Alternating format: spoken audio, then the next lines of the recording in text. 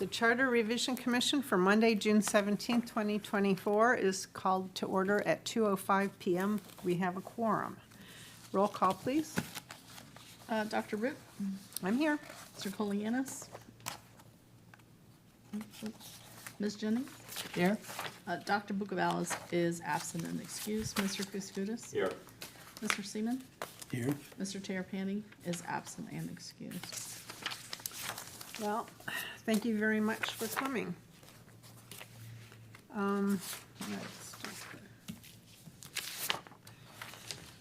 We can continue on with public comments. Is there anyone here who would like to make a statement? No. Okay, moving on. Let's talk about approval of the minutes for the May 29th, 2024 minutes. I did notice that there's one section in the minute that is not complete. Do we want to vote on it with the assumption that it will be filled in, or do we want to just pass and go on to the next What would one? be the amendment? What would change? So basically, he said that the people, basically, the only thing he had said about residency was that the people spoke and the titles needed to be corrected. But I did not know, apparently it must not have saved that, but I can bring it back. So I'd be happy I'll to do bring it this. back. I'll make a motion to accept the minutes of May 29th, 2024, as amended to correct the names. Is that of the one, those- the section 20 dash S Yeah, under yeah, with Mayor regard to Ventoses? the names. I'll second that. I apologize. Any further discussion on that? Michelle, would you call the vote? Ms. Jennings, Yes. Mr. Kuskudis. Yes. Mr. Seaman, Yes. Vice Chair Colianis, Yes. Chair Root. Yes. And then I'd like to make a motion with regard to approval of the June 3rd, 2024 minutes. Second. Any discussion on these minutes? These are your minutes. Are you good with them? I'm writing them. Michelle, would you call the vote? Ms. Jennings, Yes. Mr. Kuskudis. Yes. Mr. Seaman, Yes. Vice Chair Colianis, Yes. Chair Root. Yes. Do we have an update on whether Ryan Quettlebottom is joining us today? Yeah, they're here, they're outside. Oh, there, I need to bring them in. please. It's, yeah, it's his time.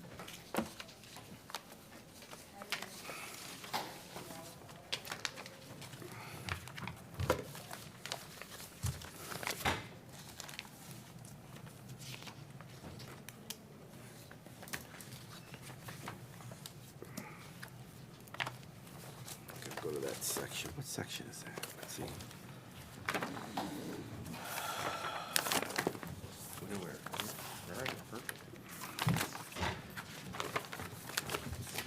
Mr. Quattlebaum, we, of the Charter Revision Commission, welcome you to talk to us about your charter section or any other parts of the charter you feel you would like to speak about. And this is an opportunity for interactive dialogue, so. Great, awesome. The floor is yours. First off, thank you for taking the time to do this important work for the city. I know that the charter review is an important part of what not only the city, but the commission and the citizens look to as far as keeping our city whole and doing the work that has been called for within the charter. The part that I wanted to reference specifically is part 33 that calls out the specifics of the city or the hospital. So as you know, Advent Health has been here in the community now for 14 years and has done a lot to address the needs of the community by expanding services, bringing new physicians, attracting team members, et cetera.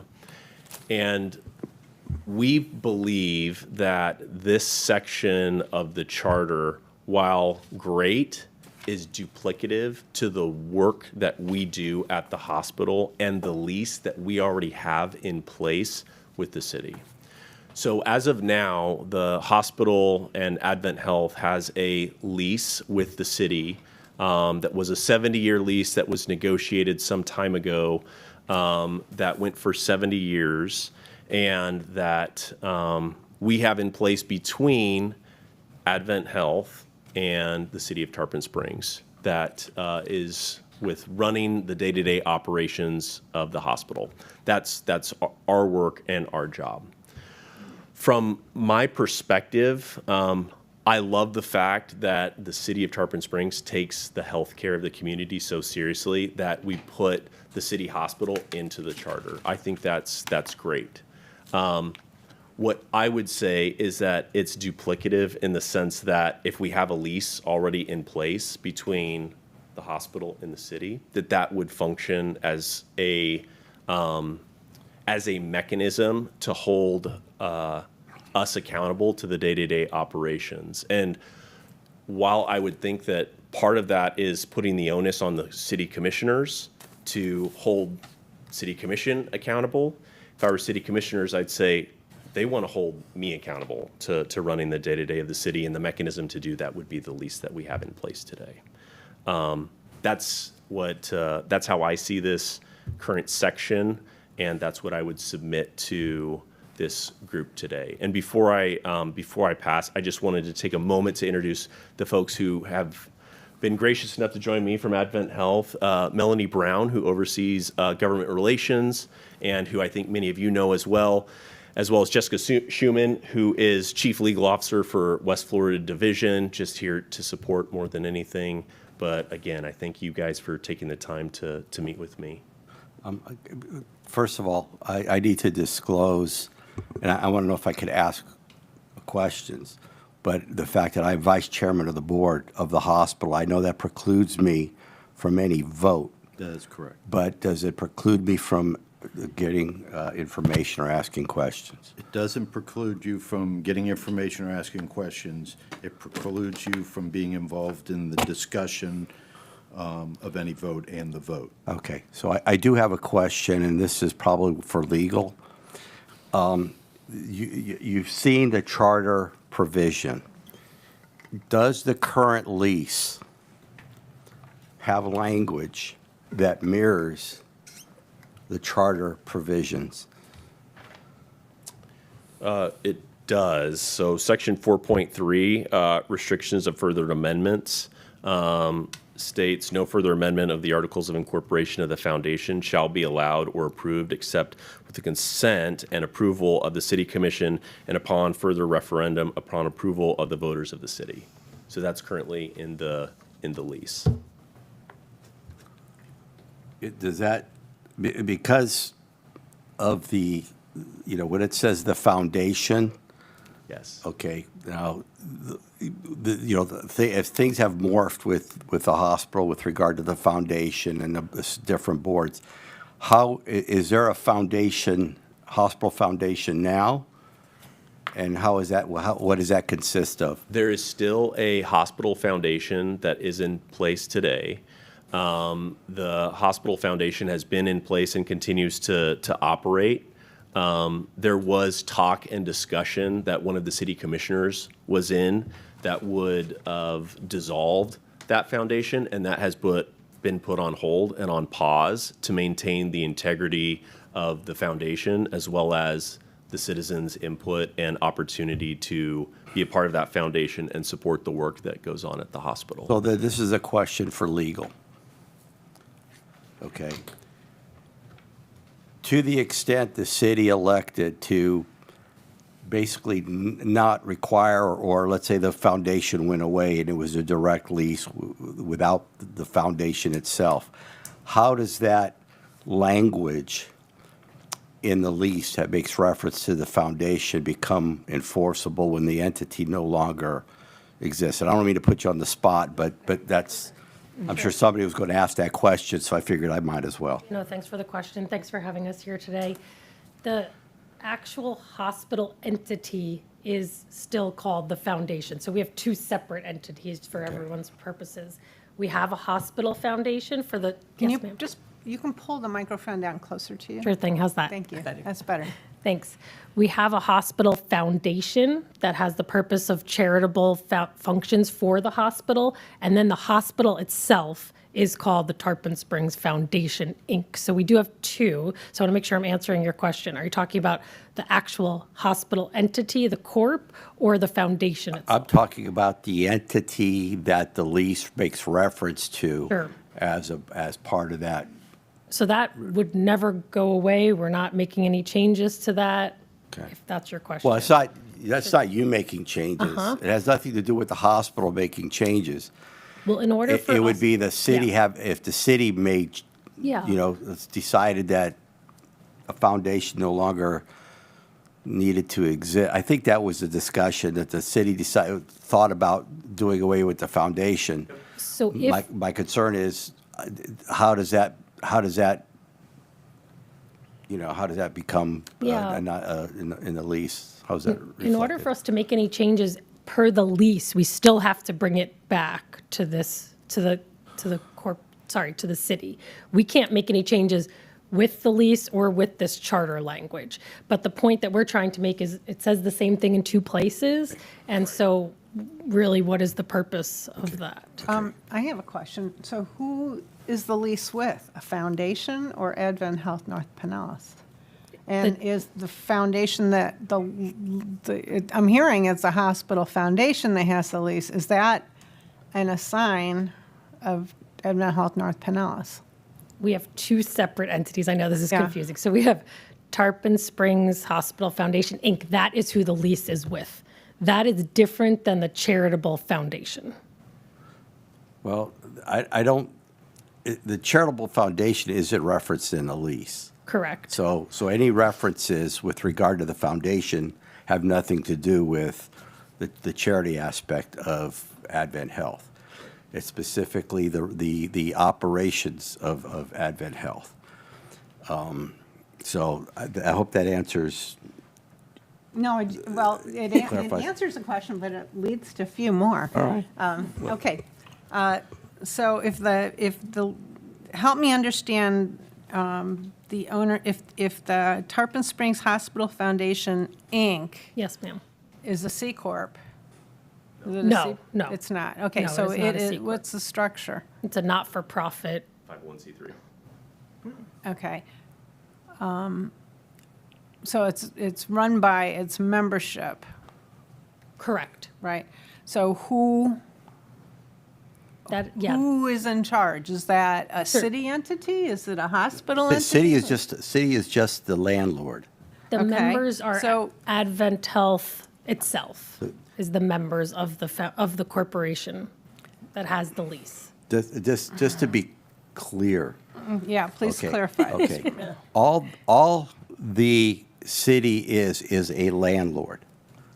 Okay? Right. And the hospital is in fact the tenant, and there's restrictions on what the lease obligates the tenant to do. And that's pretty much, it seems like it's, in its simplest form, that's what it is. Right. And so that particular provision, and if you have to look at the history, why that provision was put in place, was there was a concern with regard to, with the lease. First of all, I think, and I'll just be blunt, there was a question as whether or not, the elected officials can be,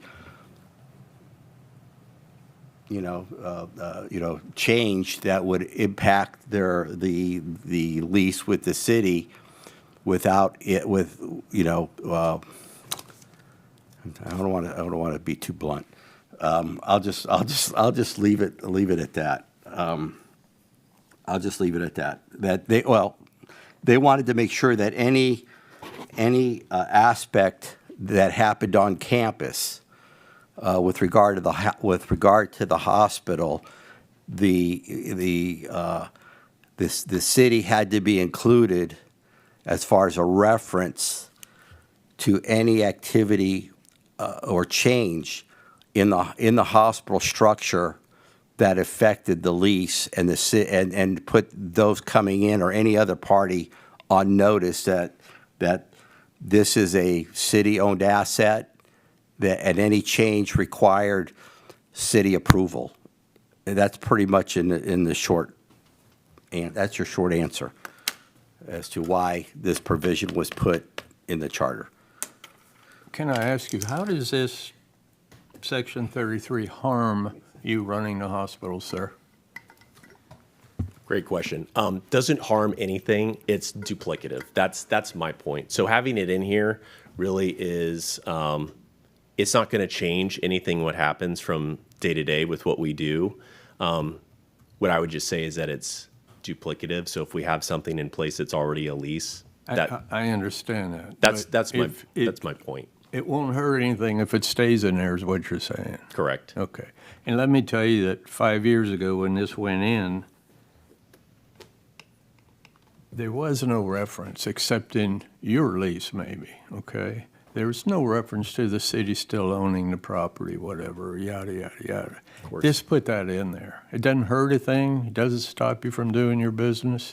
You guys have expanded. You've made everybody in the city happy. Good. But that's like an open checking account. And I appreciate you guys showing today, too. I just necessarily don't think that it's necessary. I'm sorry. It's not necessary to change what's been working these past 7 years, or 14, or whatever it is.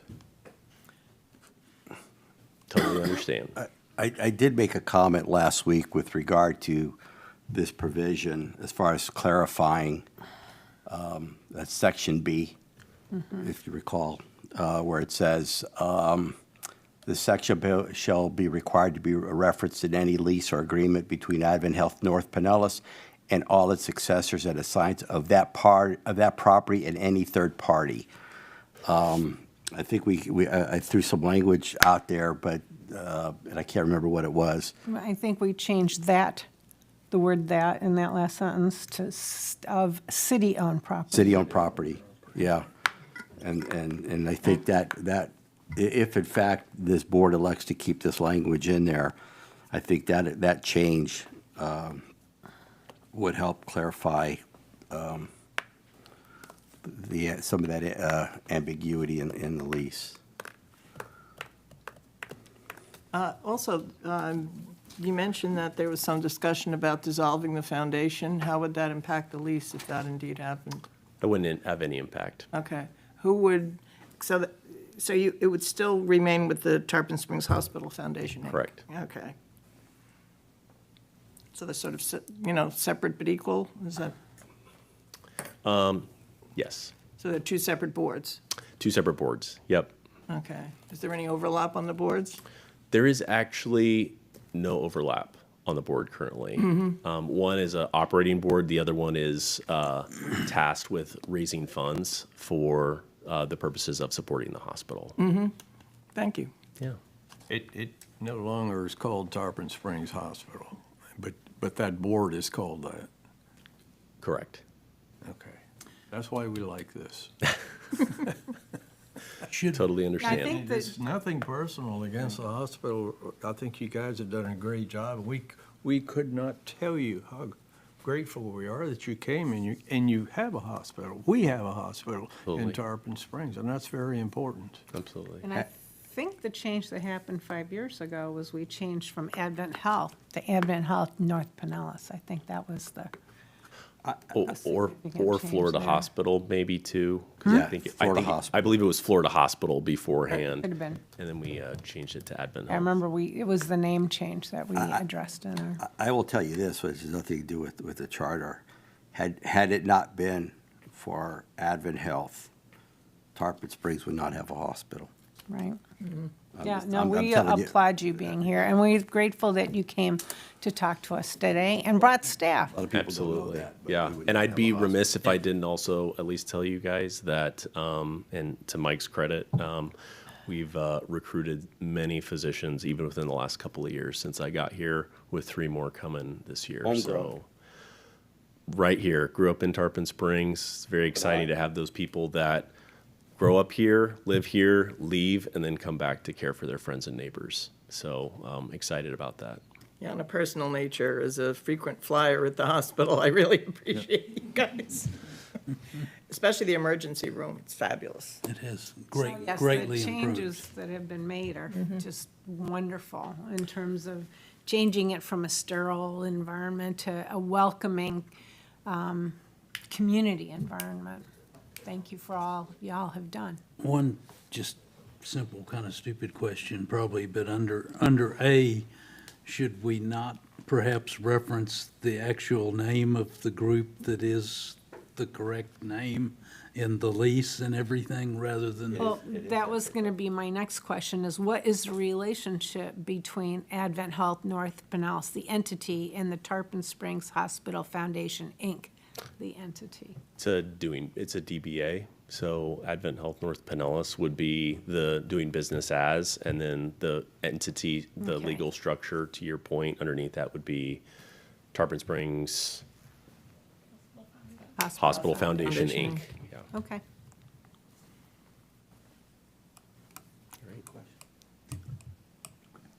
Thank you. Do Thank we have any you. other questions? I don't know. You jumped in the gun. Okay. All Anything right, well, else? I thank you very much. Thank The you. board thanks your participation, and we'll take your comments under advisement. Okay, thank You you. made it out alive. Bye, thank you. Very much. Have a good day. Bye-bye. Okay, is there anyone here who would like to, let's see, I guess we'll go into the review, but I will, Anita, since you are here, do you have anything you'd like to say after that comment with the hospital here? No, I miss the big windows. We used to ride our bikes up and talk to the patient. That was our afternoon.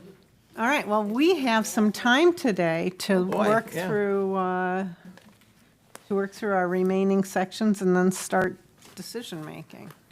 Yes. Excuse me, can we just go ahead and finish this? I think we know the two changes we want to make. Yes, okay, we have a request to go ahead and do section 33. Yes, the first change, let's put it this way. I'd like a motion to adapt the language as suggestion, changing the word "that" in "of that property" to "of city-owned property."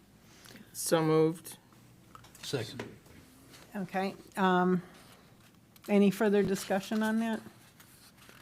All right, and you're going to set up, that's fine. Michelle, would you call the vote? Sure, Ms. Jennings? Yes? Mr. Seaman? Yes. Vice Chair Colinas? Yes. Chair Root? Yes. All right, so now the next one is, do we need to change the title in terms of Advent Health North Pinellas to Advent Health North Pinellas, DBA, Tarpon Springs Hospital Foundation, Inc.? I don't think you need to. From a legal perspective, it's if you want to, but No, it's just, it would be to help future people understand who they're working with. I think this is complete. I mean, if they're DBA, they could be DBA of 5 other names. I'd rather Exactly. have the core entity name there, but I'd like to hear what Merle has to say about that. You're okay? I'm okay either way, really. It's not that critical as I see it, but it does clarify and simplify and make it a little more understandable to add it, I think. But with the DBA? Yeah. Yeah, well, I was confused, I have to admit, and I don't remember talking about the Tarpon Springs Hospital Foundation, Inc. 5 years I've ever ago. heard of it. Well, you have today. I've got today. Okay, so I'm fine adding it. you're fine with Adding that. adding that DBA. language? Likewise. And I think Likewise. it's de minimis, but I wanted the correct spelling of Advent Health. Right, well, eliminates that's a space. Scribner error. Right, We'll- okay. We're going to take that, all right. We So- think it may be the other way around, though. The Tarpon Springs Hospital Foundation, Foundation. Inc., DBA. right, that's what she Yeah. said. Okay. Right, Oh, I thought he said it was the other way around. me too, that's what my notes indicate. Yeah. way around. Tarpon Springs Hospital Foundation, Inc., DBA, Advent Health. Well, then we should have it, and it should be noted here. Okay, may I ask for a motion to change Advent Health North Pinellas in 1, 2, 3 locations to the Tarpon Springs Hospital Foundation, Inc., DBA, Advent Health, North Pinellas. So moved. Second. Any further comment or discussion on the matter? I think just specifying, it's, the placement would be the introductory sentence in subsections A and B. Okay.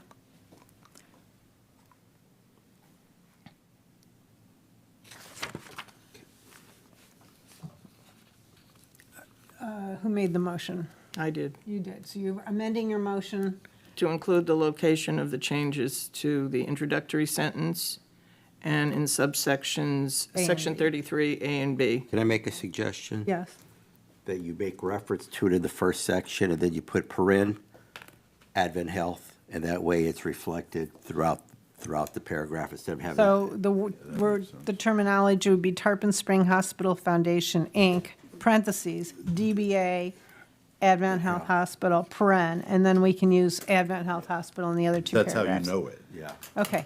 Okay. Would you amend the motion, please? I will amend my motion to, in the introductory sentence, to put city-owned property now known as, it's not now known as, city property, doing business with Tarpon Springs Hospital Foundation, Inc., DBA Advent Health, North Pinellas. Yeah, so we're inserting Tarpon Springs Hospital Foundation, Foundation, Inc., prior to Advent Health North Pinellas, and then enclosing Advent Health North Pinellas in parentheses with a DBA Right. in front of it. Mm-hmm. Is that it? Mm-hmm. Okay. Change your second, accept the amendment? All good, yeah. Okay. Michelle, would you call the vote on that? Ms. Jennings? Yes? Mr. Seaman? Yes. Vice Chair Colianis? Yes. Chair Whip? Yes. Michelle, could you just read back the change? Okay, so in the first paragraph, I call it as it's known.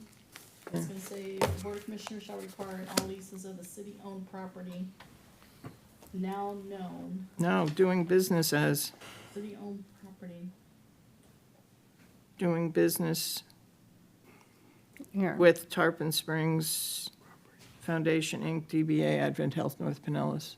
And the DBA is in parentheses. No, DBA and Advent Health North Pinellas, the whole thing. It's Here, not I'm doing I'm writing it It's not a here. DBA and, it's just DBA Advent Health, right, Andy? Why don't we let our attorney? We understand what you want. We'll put the final language to make sure we use the correct terms. Okay, It's like that. okay.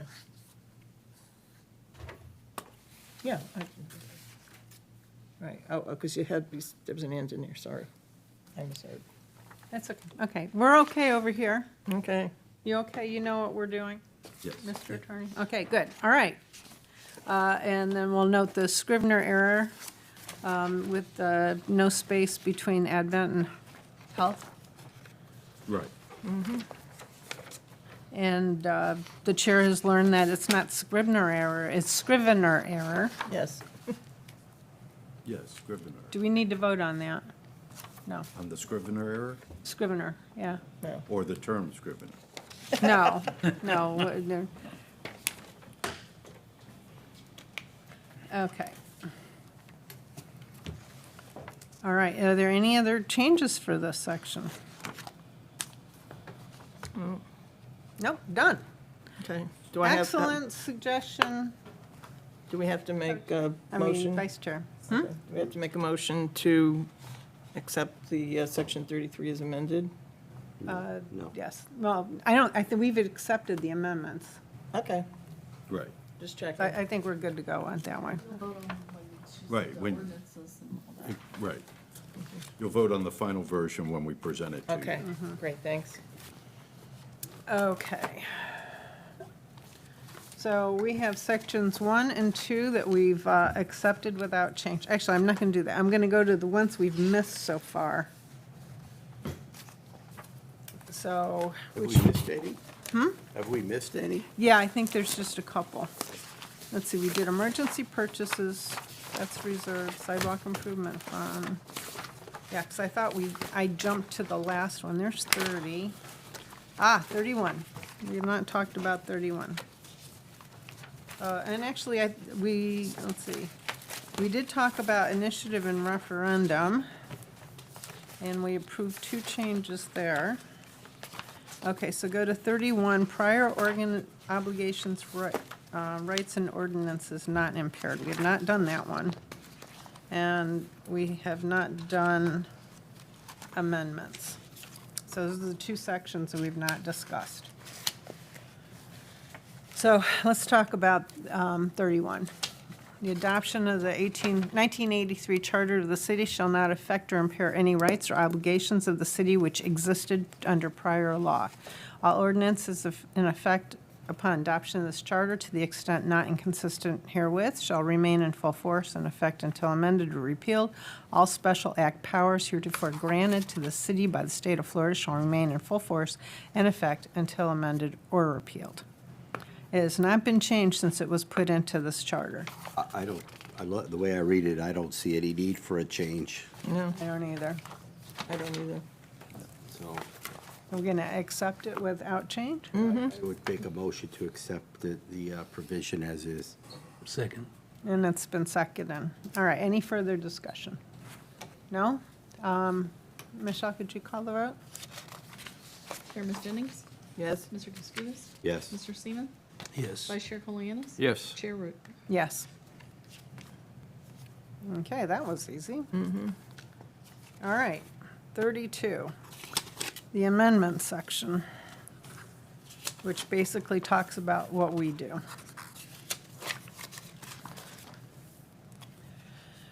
This charter may be amended as provided by section 166.31 Florida statutes. The Board of Commissioners shall appoint a charter revision commission at least every 5 years to review the provisions hereof and to recommend any changes in this charter. Upon request of the Board of Commissioners, the most recent Charter Revision Commission shall be reconvened in order to render an advisory opinion regarding any interpretation of the charter. Such commission shall be composed of 7 members, and the affirmative vote of 4 such members shall be required to propose any changes to this charter. Such commission shall receive comment from the Board of Commissioners, charter officials, and the public, and shall then transmit proposed charter amendments in ordinance form to the Board of Commissioners for further comment. The Board of Commissioners shall within 30 days return the proposed amendments to the Charter Revision Commission with its recommended proposals. After review thereof, the Charter Revision Commission shall make its own final report to the Board of Commissioners in an ordinance form, which shall be adopted verbatim by the Board of Commissioners. The Board of Commissioners shall, within 120 days of such final report, hold an election on the recommended proposals. In the same election, the Board of Commissioners may sponsor its own proposals, and also including public initiative proposals. The referendum summary shall advise the public as to whether the proposal is sponsored by the Charter Revision Commission, by the Board of Commissioners, or by public initiative. In the event of any conflict among proposals, that proposal receiving the greatest number of affirmative votes shall prevail to the extent of such conflicts. All right, I have 2 comments and actually 3 comments here. Can I summarize what we've heard? All right. So, actually, I have 2. The vice mayor suggested that adding the process on how the commission is selected. But the process is not in here, and I don't think it should be in here. Nor should, I agree with you, it should not be in here. Okay, so that, do we have anybody who has a contrary feeling to that? Okay. Okay, the second one was on the last line of the last sentence. There was a suggestion that of the electorate be added between affirmative votes and shall prevail. So that last sentence would read, in the event of any conflict among proposals, that proposal receiving the greatest number of affirmative votes of the electorate shall prevail to the extent of such conflict. That's a good addition. That's a good addition. Okay, we good with that? Yep. All right, so can I have a motion to make that change? I do have one question, though. Yes. This goes to council. Is it still under section 166.031? Yeah, Do the that's right. statute numbers change? I'll double check right now. I just want to make sure that we're, by referencing statute, we want to make sure statutes statute numbers have not changed. Good catch. They've changed on you sometimes, and Right. Yeah, and Mike, to your point, maybe after we determine it, after Florida statutes, we might put the year that the statute was enacted. Because as you said, they change at the drop of a hat.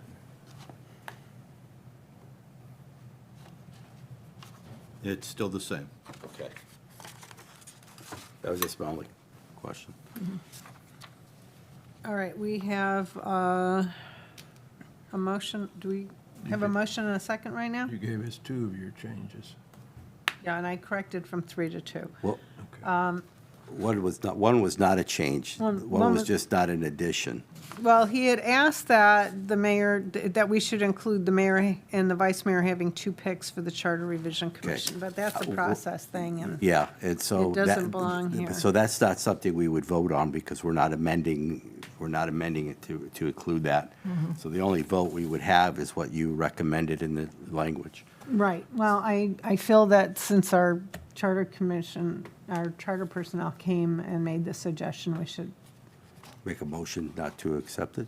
well, no, we should discuss it. And if Okay. there's a motion that comes out of it, it comes out of it. But if All right. there's not, then, Okay. and I had recorded that as a part of one of the Well, conversations. I'll make a motion to incorporate the language that Mm-hmm. you've modified as to that particular revision.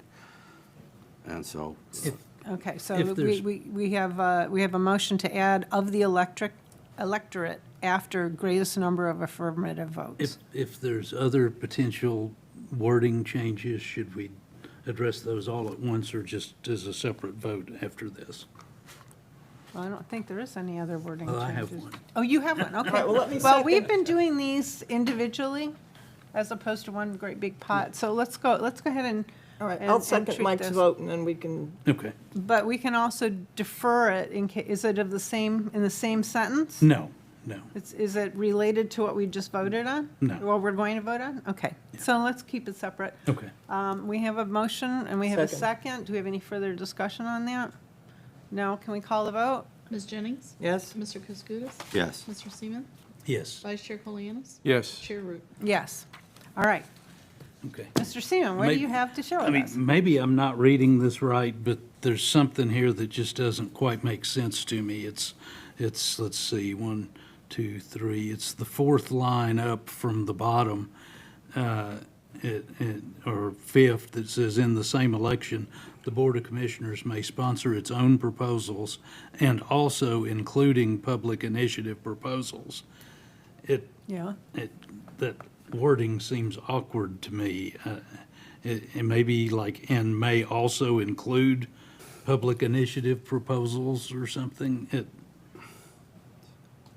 Or maybe I'm just reading it wrong. Well, would it sound better if it said the Board of Commissioners may sponsor its own charter amendments or charter revisions, also including public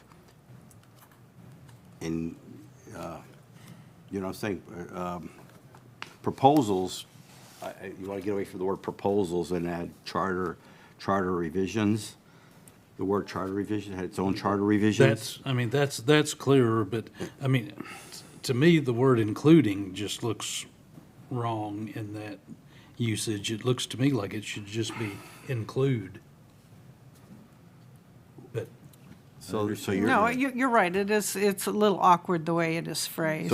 So by clarifying it, would you say that in the same election, the Board of Commissioners may sponsor its own charter revisions? Okay. Period. Right. Along, No, or no. No, Along with, and also include, and also Right, include any public initiative as to any charter revisions. because proposal doesn't sound, it's not like you're asking for something other than a charter revision. Well, as long as we're here, I'm thinking that there's a separate process for public initiative proposals, correct? Yes. Does that need to be in this section? I mean, are those initiatives for amending this charter? No, No, that's a statutory provision anyway. So why include it? yeah. I don't understand why that language has that. Okay, But can't the public make They can. yeah, but through the initiative and referendum process? They can. They I can. thought you were just mentioning that the public, I mean, that's how I always understood it to be. I thought we had that in an earlier section. There It is is. an initiative referendum Right. section, but I don't think it speaks to, Well, this talks about specifically what this board does. Board of Commissioners shall, within 120 days from the final report, hold an election on the recommended proposals. In the same election, the Board of Commissioners may sponsor its own proposal. I mean, honestly, that language doesn't need to be in there because it really has nothing, yes, they can. They don't, this doesn't need to tell them they can. They can. And people can include public initiatives. Yes, they can. That's what it's trying to say. It's just saying that if you guys do it, they can also, and so can the public. But we know that anyway, so it's a question of whether you want to put it in there. It's somewhere else in the charter saying those two things? No, what's in the charter is that the procedures for an initiative. I mean, we can put anything during the election. You You can elect people during an right, election. we can do You anything. can buy property. You could or- do your referendum changes, and we could have public initiative changes on Yeah. there, and we could have the commission's changes on there. I mean, it's just acknowledging you can do that. yeah, I think. If that makes it clearer for everybody. This makes it think that public initiatives have to come to us. Or you couldn't That's what have it- one other than Yeah, during this time. But, because what it's saying, I think what this is saying is if the commissioners have a charter revision that they want to see, they have to present it to us, No, Which they don't. No, they No. don't. it could be But that's- contradicting to yours Right. as well. In fact, that's what could easily happen. You could propose X, Y, and Z, That's and what they could say, well, that's great, we don't agree with that. Well, And you said, yeah, we're doing it anyway. this doesn't need to be in this provision of the charter then. Right. Because it seems like this, that section kind of says that, Right, it shouldn't be in your section, Yeah. because this is your procedures. yeah. Right. They can do it anytime. Yeah. I mean, we could get an initiative proposal tomorrow. Good, that's a good point. Originally, I think it was just memorialized so the process Right. was known, because you remember at the first meeting, I explained, you present it to the board, and then the board has 30 days to come back with their suggestions. And y'all as a board could accept those or not. If you don't accept them, at that point, they can do their own So- contradicting question if they chose to. Right. Or the public could, so when we have the ballot language, the ballot language always has to say, this is driven, like charter revision driven. Right. This is Who public sponsored initiative, it. or this is board of commissioner driven. Okay, on the but that's a requirement anyways. Right, that is So, correct. so if you put a period where it says, "The Board of Commissioners shall within 120 days from such final report hold an election on the recommended proposals," period, and the rest of that section should not even be there. I agree. I think it's, What would happen if the Board of Commissioners, if we took that out and the Board of Commissioners decided they wanted to do something they can do it at any time. at anyway. any time? They could do it 120 days, they could Yes. do it in 500 days, and this kind of forces them to do it all in one thing No, so the this- public no, understands. it doesn't even do that. What this says is basically, yeah, by the way, the commission could put one on there at the same time. It's just acknowledging what they can do anyway. It is, Jim, it's Actually, confusing, it's a confusing, it's a confusing sentence. Yeah, and I agree with Merle that it was not well written there. However, we've taken it like 2 steps further now to kick it out. Now, I think the 120 days is important because that forces. That's in there. Yeah, you That's in shouldn't there. change That's right, any we of should that. keep Where it that. says, the period would be, the Board of Commissioners shall, within 120 days from such final report, hold an election on the recommended proposals, Okay, period. period. And then everything comes out, After that. and we don't have to discuss what the tiebreaker, I mean. No, what- because okay. that's Right. law anyways. So Okay. let me just be the bad guy here. I gotta bring this up because I was a Right. commissioner in the old days when these types of things I talk about used to happen. What happens if the Board of Commissioners don't want it? They don't want to have a thing. They're not going to do anything. They're not going to recognize what we've done here. They don't have a choice, it comes back Yeah, they have to do it you. within 120 days. They could say, hey, we don't want this one, and it comes back to you and go, yeah, well, we do. We do, and it goes. And Now- at that point, you're saying they have, No control No over what you control. do. It shows up on the ballot. so they could wait 5 years and put this same thing on there. Well, they could do that at any time. Yeah. In fact, what Irene was referencing is that easily, let's just say that you want to do the residency, and you want to make it change that every employee in the city has to live in the city, right? They could come up with their own at the same time, at the same election, going, we only want the city manager, assistant city manager, police chief, and fire chief. You can both have competing resolutions, referendum questions, Yes. excuse me. Whichever one wins prevails. Yeah. Right, And I understand that part, when they're done at the same time. But I don't understand them if they're going to come 60 days later. Well, they can't change the charter. well, they can by referendum. Yeah, but Well, you yeah, can do that but it's still, anytime. but it's still a referendum by the electorate. Yes. Okay, not, the commissioners can't change it on their own, They can put their language. on a referendum. Right, on a referendum. But they could do that at any time, no matter what we put. And if it This, is, this if whole, it is this whole different book, from, this whole book could be changed by referendum if they want You to. are 100% correct. At any time, either the public or the commission could, if they meet the requirements, put on another referendum question, and it's exactly, it could change everything you do. So but they'd have to call this board in to discuss it and go over it and see if we wanted to change it. No. No, No, that's only for Only from questions. this time. yeah. Yeah, This, that's only questions on well, you're two things. You are correct. The ones that you suggest, go to them, and they come back and say, Yes, sir. questions, or why are you doing this, or we don't want this, and you go, okay, that's great, but we're doing it anyway. Or, after this is done, as you know, they can come back to you and ask you to reconvene and explain why you did the residency one, or explain why you did, whichever one you did, if we pass a height one, or, anything like that. so this, from where I would put the period from there down is actually meaningless. Right. There's no That is meaning to it. correct. It doesn't hold any, you're right, it doesn't hold any real, There's, anything, because it can be done all it- anyway. All it does is provide, to me, more confusion than explanation. Okay, so, Well, the other thing too is we've been talking about changing proposals to charter revisions. Shall we do that at the last word of the sentence Yeah, we're leaving in? I would change proposals to charter revisions. Okay.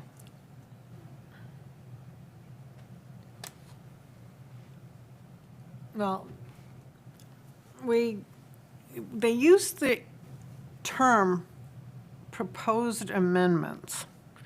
I would duplicate the term, Where You did they could say first? proposed charter amendments. yeah, that's fine, but I would use the same language throughout as opposed to taking something different and putting it in there. So, Where does it say proposals at the beginning? Because you can't, in other words, how you define. line 6, section, so on the first paragraph, there's, on the third line, it says, "and to recommend any changes in this charter." Okay, so it talks about changes there.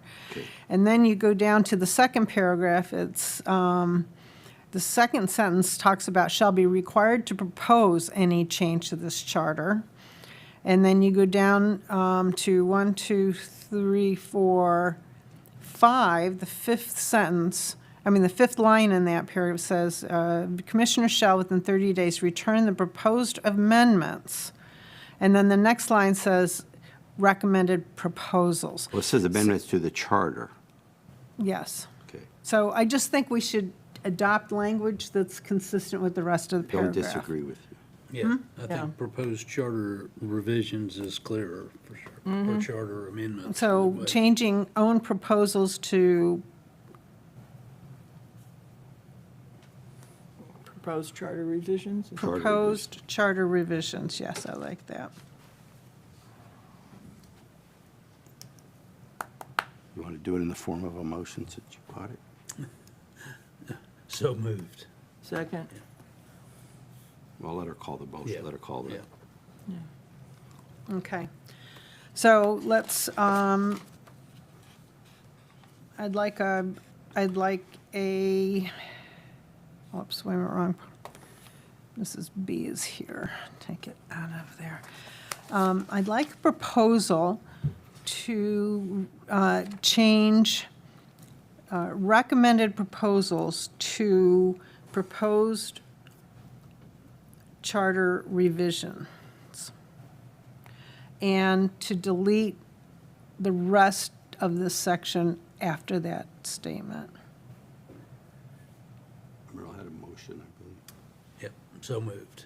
Second? Okay. So moved, second. All right. Is there any other discussion here? Because that will also remove the first one, because we're now deleting that. Okay. Any other discussion?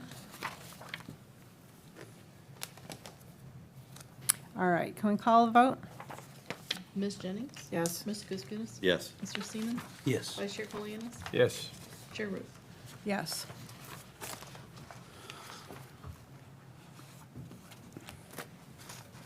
Can I have 5 minutes? Yes. Let's take 5 minutes. We'll be back at 5 after 3. Did we also get rid of the rest of that paragraph or not? We took out this. Yes, we did both.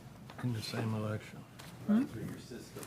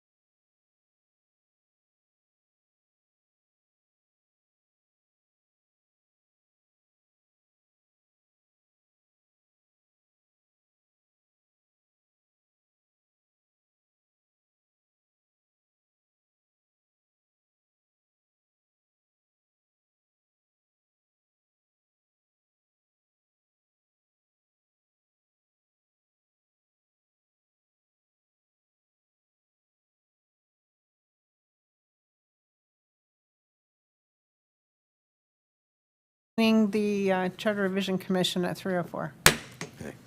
We're, Okay, I don't have to be back to voice my, my thoughts on this, because it probably, it's not something that I think will be voted on next week or that. But one of the things is as Merrill does as well, we sit on the planning and zoning, and we did a pretty comprehensive land use plan for the city. And in our plan, I believe, we have height requirements, or we put in for the I guess the US Highway or the business district along Highway 19. I think we did. right, well, Renee mentioned that too. Yeah, She and- said there's a, yeah, and- there should be an overlay. I don't Yeah, think they've yeah. got it documented. And the yet. thing is this, I don't know if a height restriction should be done by charter. I don't think it should be. I think it's something that, if you wanted to make it more difficult with regard to height restrictions, I think that should be done by ordinance. And that ordinance would be requiring a supermajority to go beyond what the land use, what the comprehensive land use plan provides. Because, there a lot of time was spent in taking height restrictions into consideration when that whole year or year and a half project was done, to now, try to put it in the form of a charter. That's not, I don't look at that stuff as part of our Constitution in some regards. Those are things that should be done by ordinance. And the ordinance could be as restrictive as you want or require, more than just a majority vote. If the city is concerned about height restrictions, they could put it on themselves to require a supermajority. But that's got to be done by ordinance, and I don't think by charter. Because there's a crossroads a lot on charter revisions and ordinances. There's things that we've discussed, on this board that have been brought up as a possible charter revision, when in fact they should be more of an ordinance and not a charter. And that's just my thought. And regardless of what the height limitations would be, I think that should be done by ordinance. And because we don't get a chance to look at and maybe we should look at the land use plan, but nevertheless, those are just my thoughts. So, The majority of the ones I've seen are done by ordinance. yeah. Because even when we were looking, and I think Irene looked, and we found the ones that Renee talked about, I forwarded them yesterday. but there's not a lot of them, because they're not done by charter. Yeah, they're not done by charter, they're done by ordinance. Right. And I don't want to, How did they, let me interrupt you, how did they get put on a charter group? Because they're not on there now. I mean, did somebody No. require it? Nothing's in the charter. somebody revision. recommended it. Yeah, when Commissioner Kulianis came, he gave a rather impassioned plea to keep Tarpon with the same feel it has today. I agree And with he you. recommended doing it through building height I restrictions. agree with him, but I don't want to dilute, I don't want to dilute the charter. And we hadn't delved into what we wanted to do with that suggestion. Yeah. I just captured it in here. I know that he's coming next week. Right. I won't be here. I hope I won't be here. So hopefully I'll catch my plane. But I just wanted to, express my reservation about making that a charter amendment. That's all. Yeah, I'll have to agree with you on that, Mike. Yeah. I think it's places in an ordinance. I think that, and I agree, the city of Tarpon Springs right now is going through a fairly significant task of looking at what sustainability means for the city. And I think that there is some thought, whether it's good or maybe not, it's not that it's bad, but, you know, I thought, well, if we're trying to make a change like this, and it's something that hasn't been done, and it's gonna be painful, should we make it, put it in the charter to force the city to address it, and then once it's on rails, it can come back out? Or do we suggest an amendment process instead and let it go forward? Now, personally, if it doesn't belong in a charter, I am in favor of not having it in a charter because I think it's clutter. But I didn't want to lose the intent in the conversation that we should have regarding I it. agree. I think it's much more difficult. Where you have a change of a charter or whatever, it takes a majority of that board to vote. If you have an ordinance that you're concerned about certain things, whether it's height limitations or whatever the case may be, if you require a supermajority, I think that's more difficult to overcome than a change of the charter or a change of the ordinance. Unless you want to change the vote, and it's more difficult to do. And so if you really want to restrict and preserve, and I do, you know, what we have in Tarpon Springs, that's one of the ways you could do it by ordinance and not by charter. Because I think changing that provision in the charter would be easier to change than having a supermajority on an ordinance. That's just my thought. And it's a good thought. And part of it was the thing that rang through my brain was the sidewalk thing. Yeah. Didn't belong in the charter, didn't belong there anytime. But it's the only way we could get them to Right. fix the damn sidewalks. And we're thinking about the invasive trees now. And it shouldn't have to be put in here. No. But how do you do that with the Board of Commissioners? The only reason that's going in there, because it's been ignored. Really? Well, it's this, you know, and the thought is, well, it's the same thing for building heights. There are ways to get around it. They're too easier today. Too easy. Yeah, It's but that's, today. building heights and requiring the city to do certain maintenance is, you know, certain maintenance is more where you could force the city to do it, not by ordinance, it just has to be done. But when you're looking at, you know, to go through a year and a half of a comprehensive land use plan and have that stuff looked at, incorporated, vetted, I mean, I don't know how much time we spent on vetting these or coming up with a comprehensive land use. I think it's important that and everybody had an input in the comprehensive land use. The commissioners, the citizens that showed up, staff, the board. And so I think we worked out a really good plan, but just by charter to basically you can void part of that plan by putting it in a charter.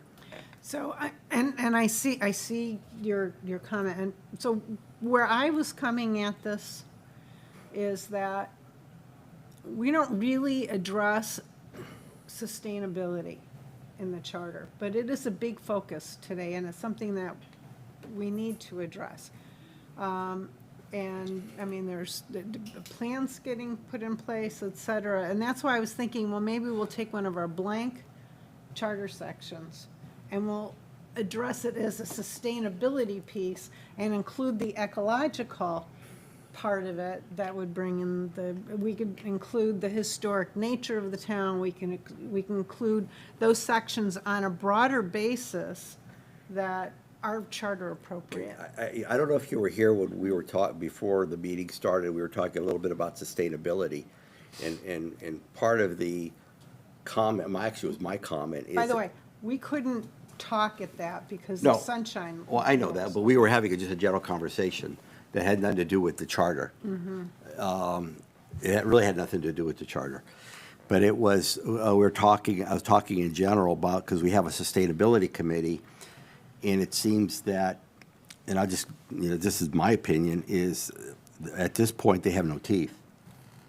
Right, well, Okay. that's one of the reasons to Yeah, look to. and put so it they have there. no teeth. And I put some of that, I want you to call it fault, and if those are, I apologize if you're on the sustainability committee and you're watching, but I think that the onus was on them for not being more forceful in holding the city or staff accountable for their discussions or suggestions or whatever they have come up with. I've not sat through any of their committee meetings, but, you know, there's certain things that you know, we actually bring it up at planning and zoning, you know, and when there are applications that are coming through, you would hope that somebody from that committee would be present to voice or have a, you know, part of this, their concern over sustainability. Yeah, and actually, I'm sorry to divert you, but I think that in the past, things have been very stovepiped.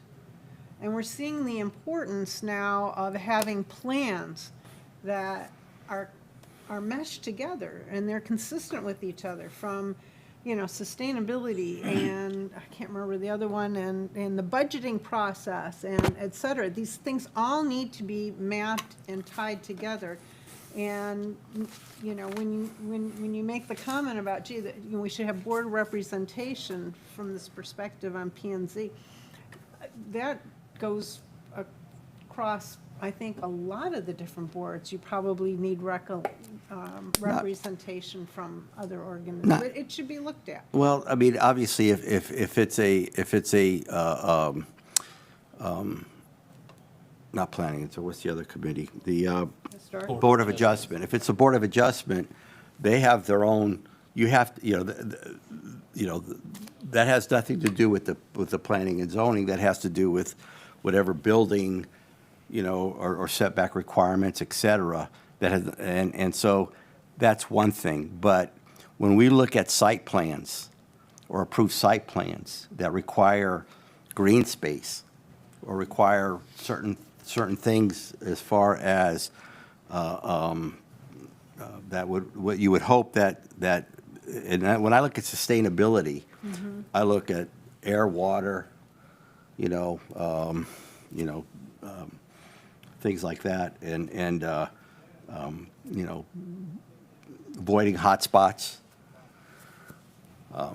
So you would hope sometimes that somebody would be there to say, look, these are the things that we would like to see as far as recommendations, you know, because we don't know, when you have a sustainability committee, they have probably more knowledge as to what they would think would be environmentally better on a site plan than I may have.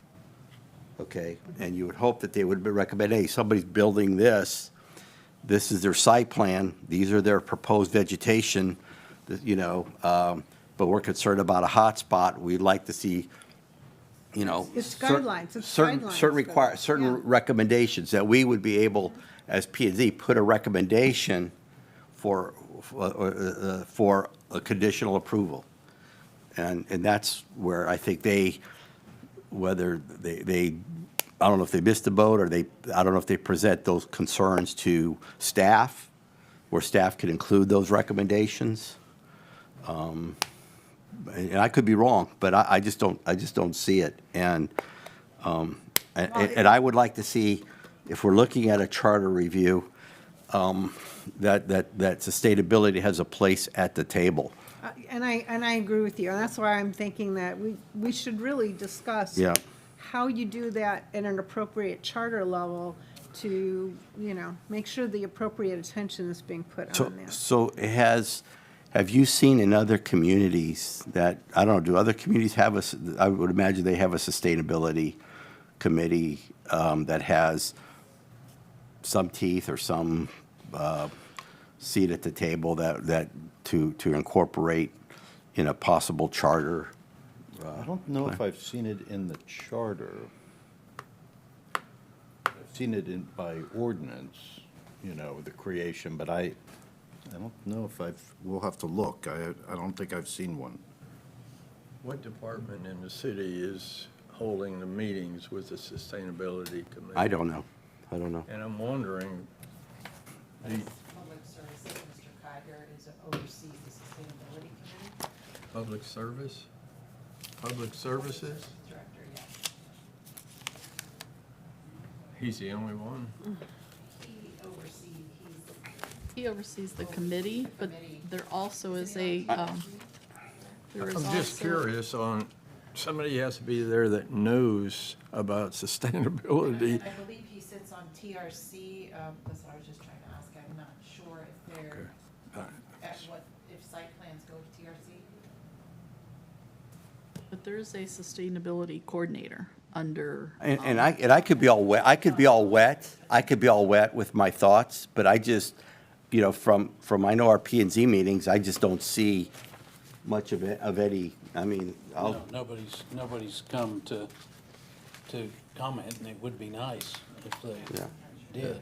That's why I asked who's in charge, or they should have rounded up the group. They could be, I just don't know that they are, Well, they should have come to the committee chair so. and done it that way. And I basically just asked Ms. Vincent if site plans go to TRC, and if there's someone in sustainability that has input from the TRC level, she put yes, but I don't know exactly what that is. Is it somebody from staff, or, because if you have a committee, if there's a committee, a sustainability committee, do they review site plans, or should they review site plans? I don't Well, believe the TRC committee does. The Pardon? TRC review is all staff. Yeah, but the city has residents who sit on a committee, Right. okay, the sustainability committee, and I don't know what they look at. Do they look at plans and say, hey, I recommend that the city, staff adopt these changes to the site plan to make it more environmentally, friendly, or we want to see more trees, or we want to see this, or we want to see that. I don't know I if, think the only opportunity for them to do that would be at our meeting, right, probably. yeah, and so, Right, their mission statement is to review and make recommendations regarding city sustainability and resiliency. what does that mean? Your guess. Well, I can tell you what Pinellas County, to make more sustainable and resilient to current vulnerabilities and future conditions, promote the wise use of resources, and reduce the overall carbon footprint What does that mean? through internal governmental practices and external community services. How do they go through a review process? I'm looking. And I'm sorry to I don't want to hijack this, but. No, I mean, that's okay. And we talked as well about adding a sustainability plan into section 8. We have the comprehensive plan and the strategic plan there.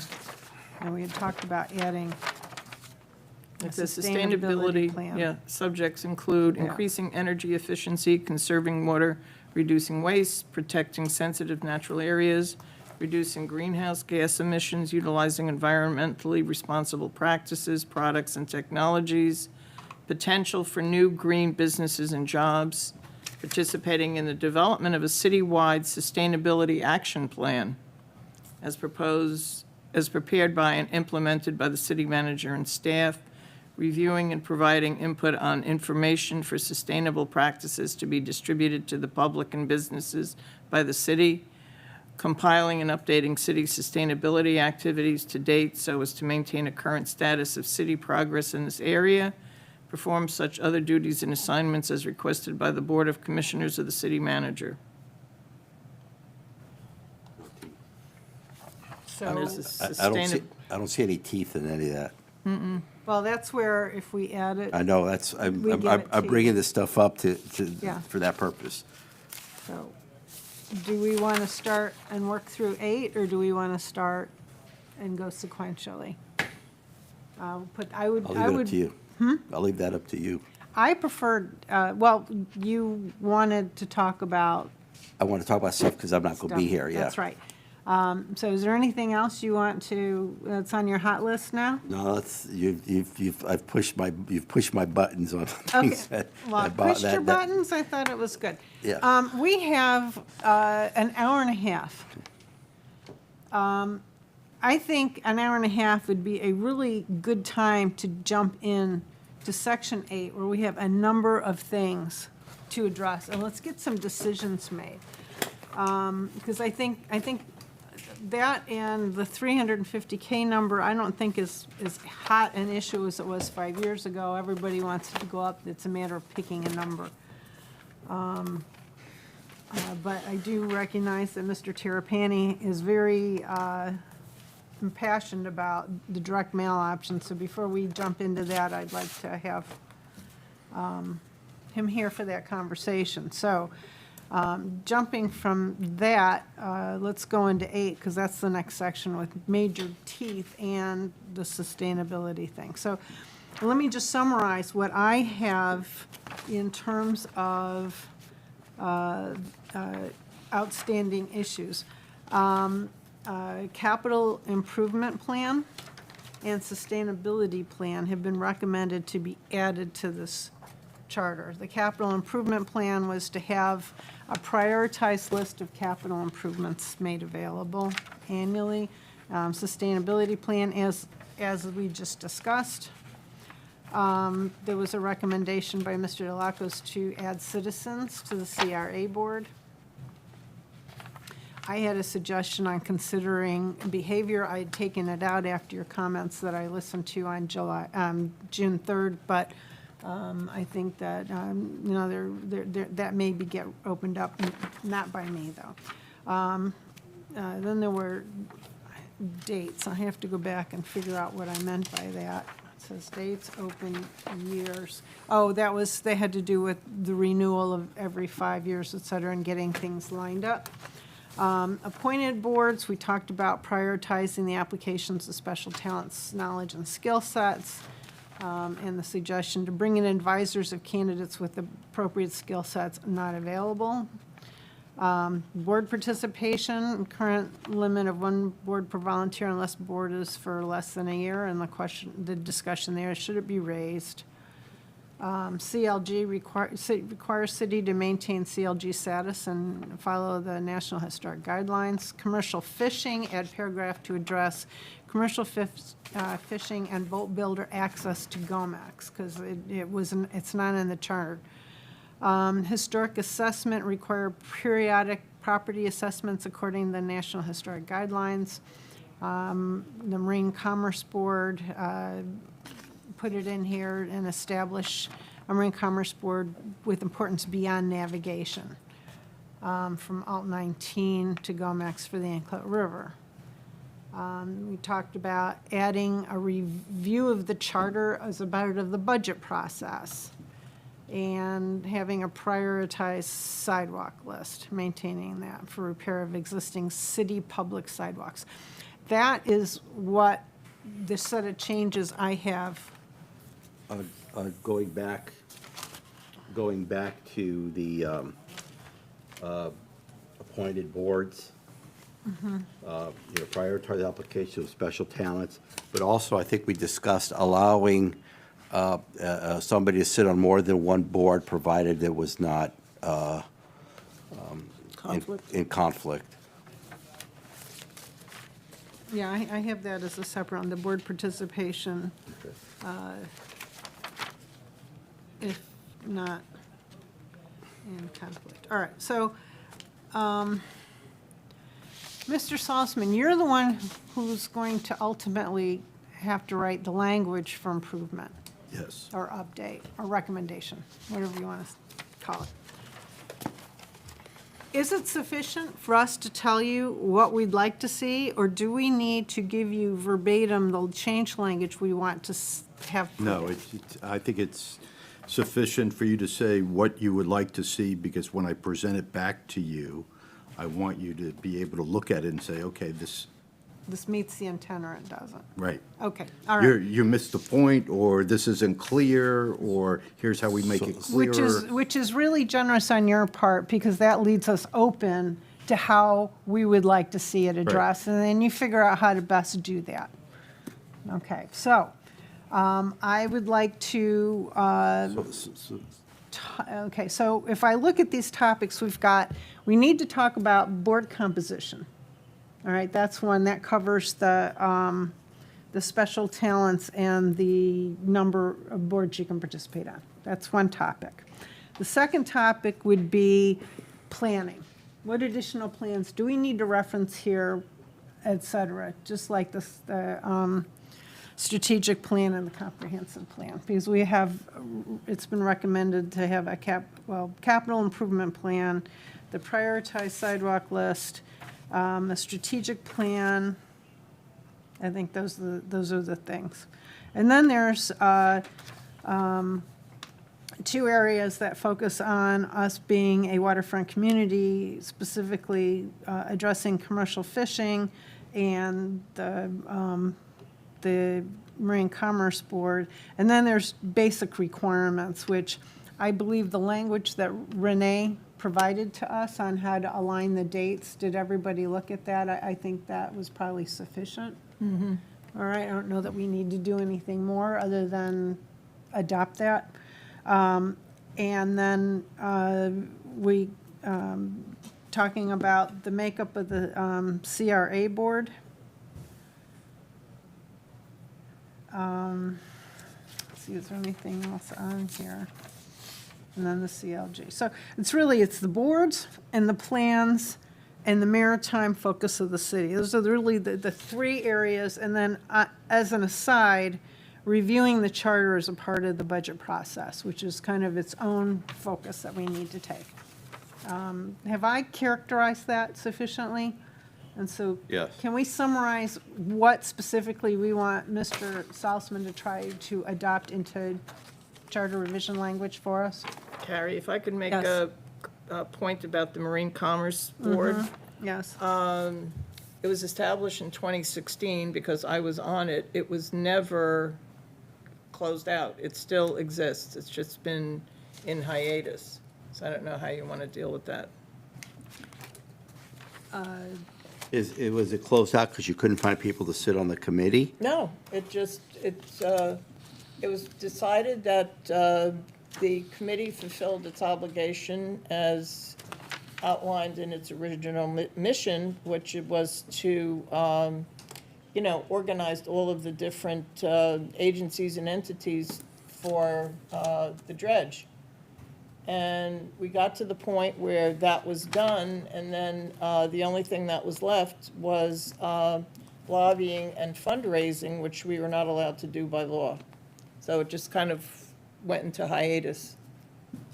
So the question is, so let's talk about that, but let's talk about these things in sections, okay? That's why I was trying to organize this. Okay. So I'd like to start off, and can we go ahead and make a recommendation that we adopt, review as the charter as a part of the budget process? In other words, as a part of the annual budgeting process, review charter and make sure items required by the charter are addressed in the budget, period. That would be the motion. I'll second that motion. Well, I can't make I a make the motion. motion. Second. All right, so I think that is language we would like to see show up in section 8. Correct? Yes. Is there any further discussion on this matter? You have a puzzled Just look. thinking about, the intent is to use the charter to give guidelines on how to do the budget, right? Well, not to ignore Right. some of the You should be funding doing your requirements. budget with, Example here, the cuts have been ignored. no, Or not- I maybe not understand ignored, what but you're they saying. haven't been I'm just trying to think actioned. of the language. Well, Because review the charter,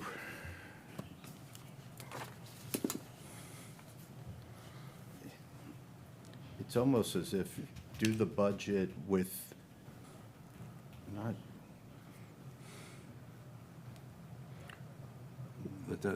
you're requiring the city manager and the Board of Commissioners to appropriate funds where needed to action the requirements of the charter. or you're almost, you need to consider the requirements of the charter in your budget preparation. The and- funding requirements. Right. Right, I mean, it needs to be a consideration. yes. Technically, they already have to do that, but a reminder certainly wouldn't Right, hurt. that's what it is. It's reminding you that when you do the budget preparation, you use that as you consider the charter requirement. Especially if you're adding more requirements as far as funding, you know, because we talked about the invasive species, that would require more of a Yeah.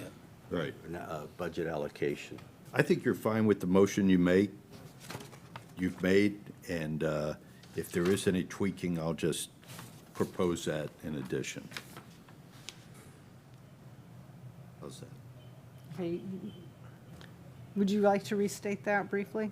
No, I think it's fine, the way the motion has been made. Okay, all What right. my intent is, when you have specific, is I may also give you just an additional version of it for you to look at when you're going through it.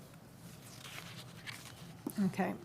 Do we have any further discussion on that or clarification? All right, I'm going to go ahead and ask Michelle to call the vote. Ms. Jennings? Yes? Mr. Kaskoudas? Yes. Mr. Seaman? Yes. Vice Chair Colianis? Yes. Chair Root? Yes.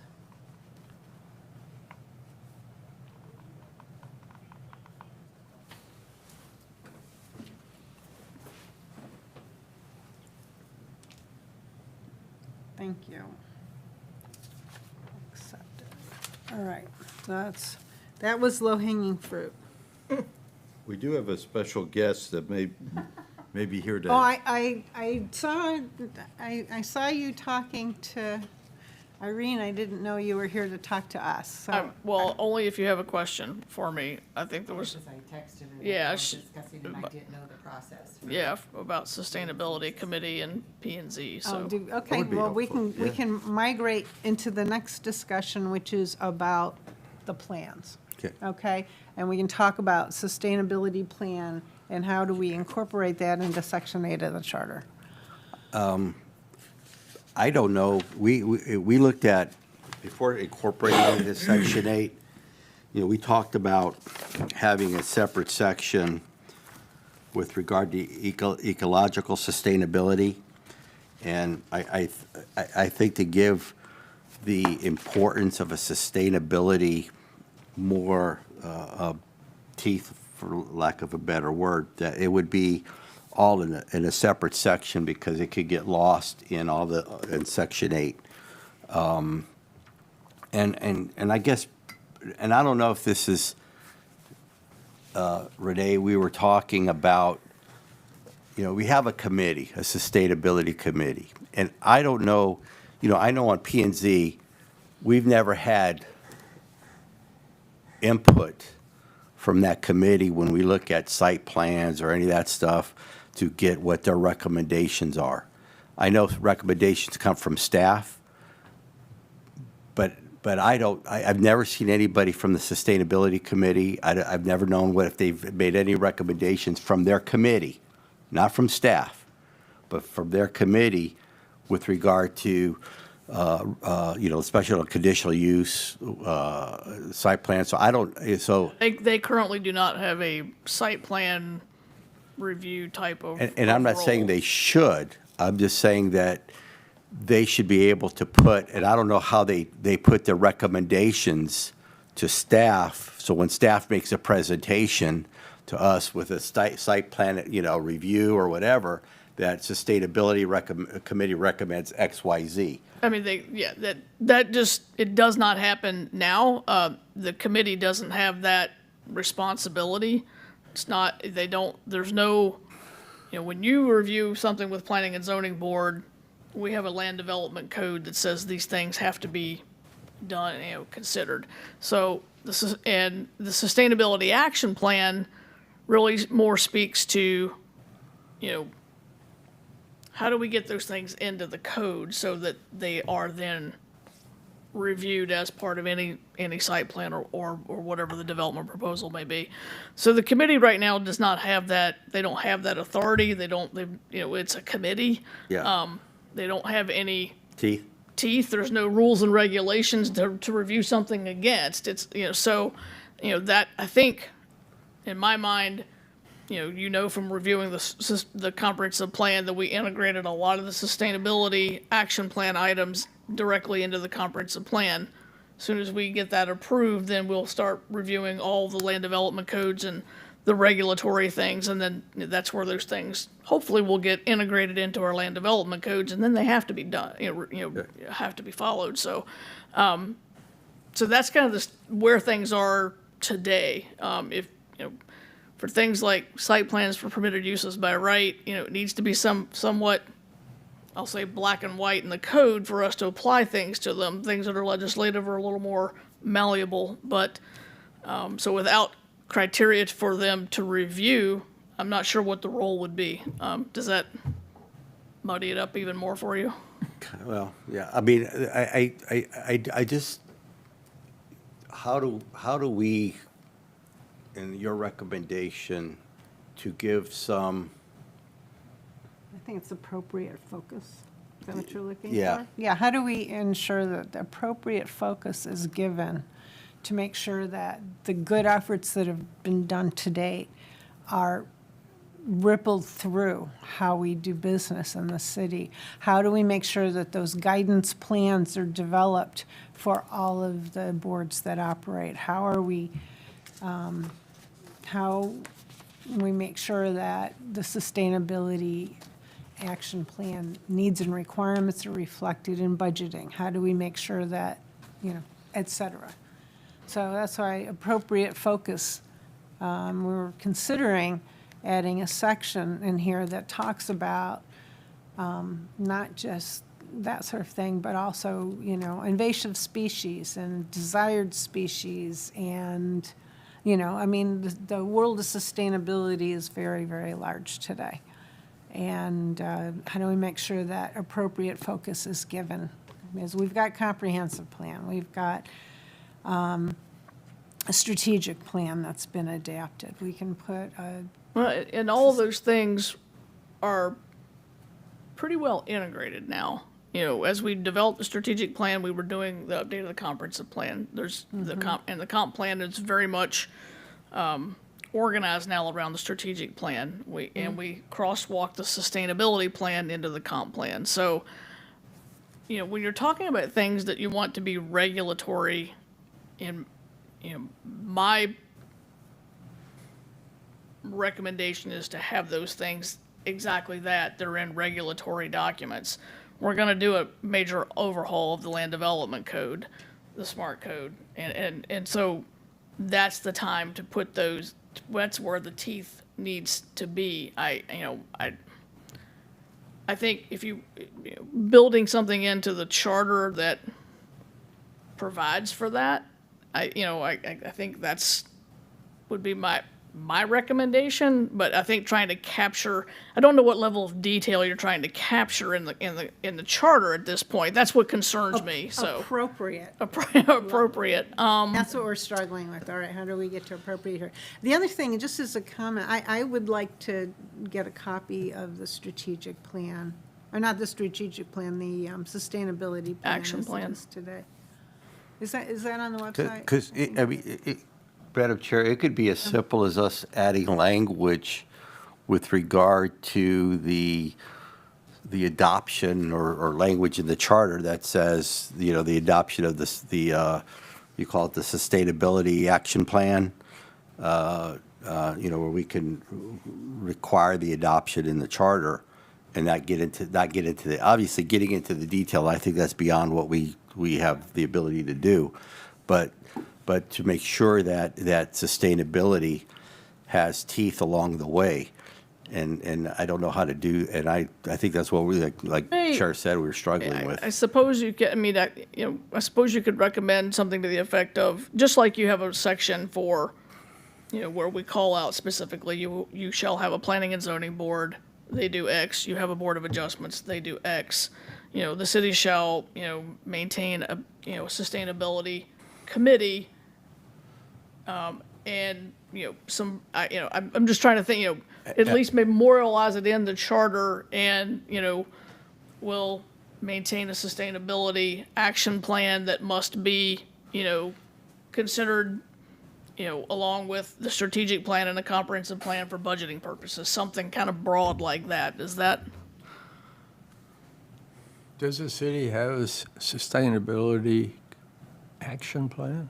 We do, yes. We do. It is online. If you go Yeah. under the Public Services Department, it'll say they have their own section, sustainability.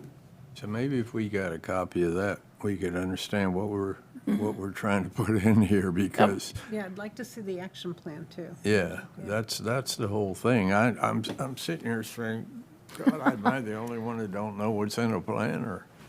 So it's been, I think it's been completed for about a year. And, so we're in process of getting a new sustainability coordinator. And so, it's like, it's moving into the implementation phase. So you know basically what's in it right now.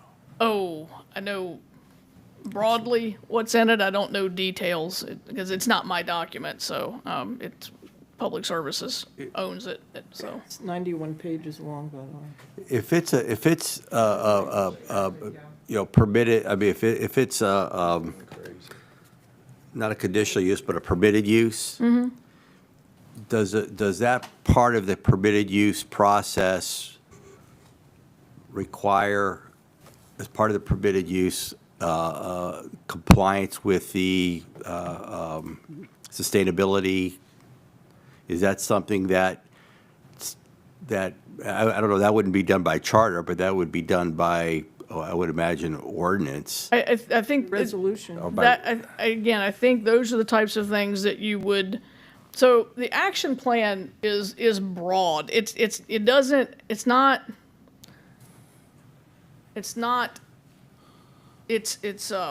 It's like a policy direction type of document.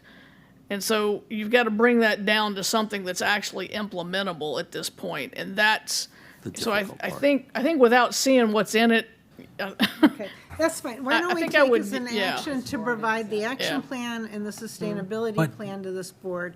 We will take it up again when we discuss what we should do for that section going forward. Yes, Mo? Suggestion, and I'm honestly not quite sure whether they did it for us at P and Z or whether I saw it at a BOC meeting that I was at, but I've seen a 30-minute or so presentation on it Yeah. that the staff did. Why don't we ask to have that presentation given to us? Okay, that's Was that done by staff, or on the was it, sustainability action plan, Yeah, was that Denise Menino? I'm not sure who gave that. I think it was the committee's annual report that was given by Denise Menino. I think that But it may was- be, it was- that Well, may if be we could right, yeah. get that presentation, and for those of us who have time and/or interest to delve further, the actual plans too, that would be, Yeah, she's here. Can I ask her about the comprehensive land use with regard to height, to make sure that it was discussed at the... oh, yes. Is the building height addressed in the No, the comprehensive land Comp use. plan. Yes. We talked last time when you were here about, Putting the height in some way into the charter. yeah, you said that there are requirements. You said that you didn't have overlay for that yet. No. We discussed, because one of the commissioners was here about asking the height restrictions be in the charter. Right. And I mean, I have reservations about putting it in the charter. Because if I recall, we had a pretty comprehensive review of that when we did the comprehensive land use, as far as height restrictions in areas where height restrictions would be a little bit more lax, I think like in the US 19 corridor, et cetera. And so one of the discussions we had internally was whether or not we would even, that should be more of an ordinance. And if they wanted to be more restrictive, that making it more of an ordinance would be requiring a supermajority to change that. And I think that becomes more difficult than trying to amend the charter or whatever to allow height increases.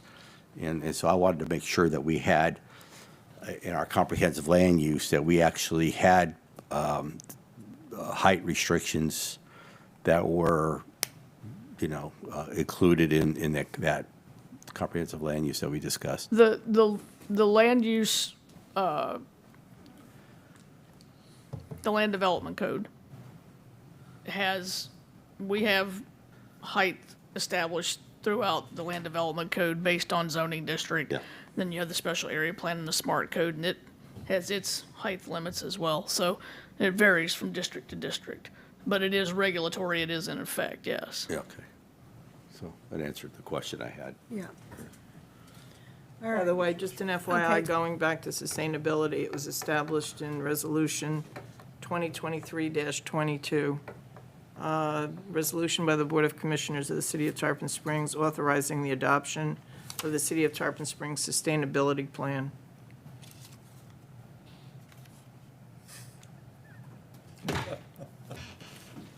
I'm laughing with you. It's adopted, you know, Yeah, it's just it's in in the there. implementation phase.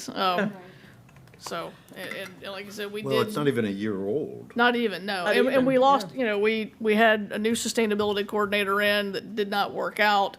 So now we're in the process of hiring another sustainability coordinator, so I'm sure this person will pick it up and run with it and do great things. Your department is currently utilizing the city's sustainability.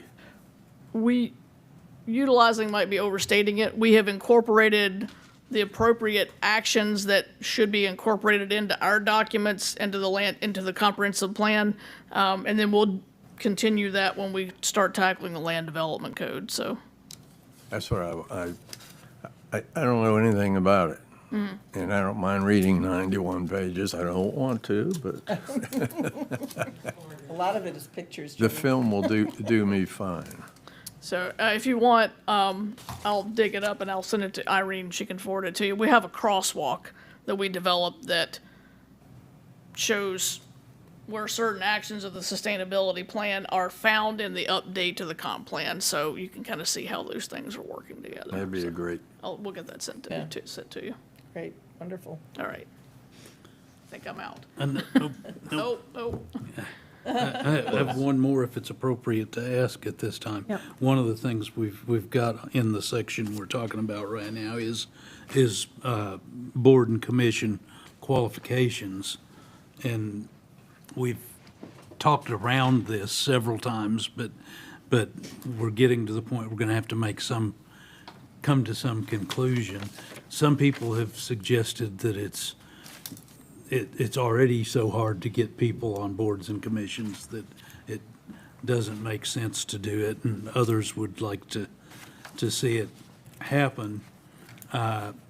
We sort of have an unusual situation on P and Z right now, where we sort of have people from the specialty fields that I would suggest if we were going to put those limits on people, but I just wanted to get your feeling on, and obviously it just addresses the boards and commissions that you're involved with, but on what you think about qualifications not for all the positions either, because obviously there needs to be at-large positions, I would think, but I think some people with particular qualifications would be helpful if it's possible to get those people.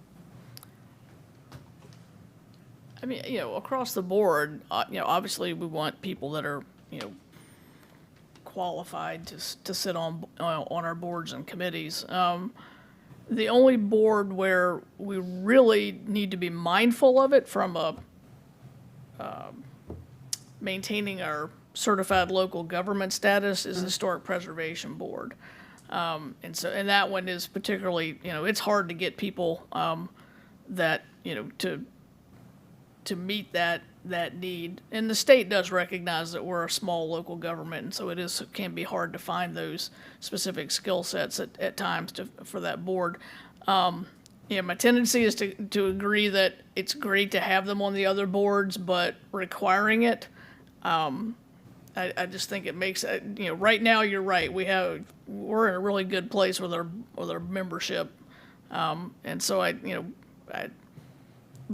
think anybody that's interested in being on a board should be given the opportunity if they can, and because they're showing interest and you can learn.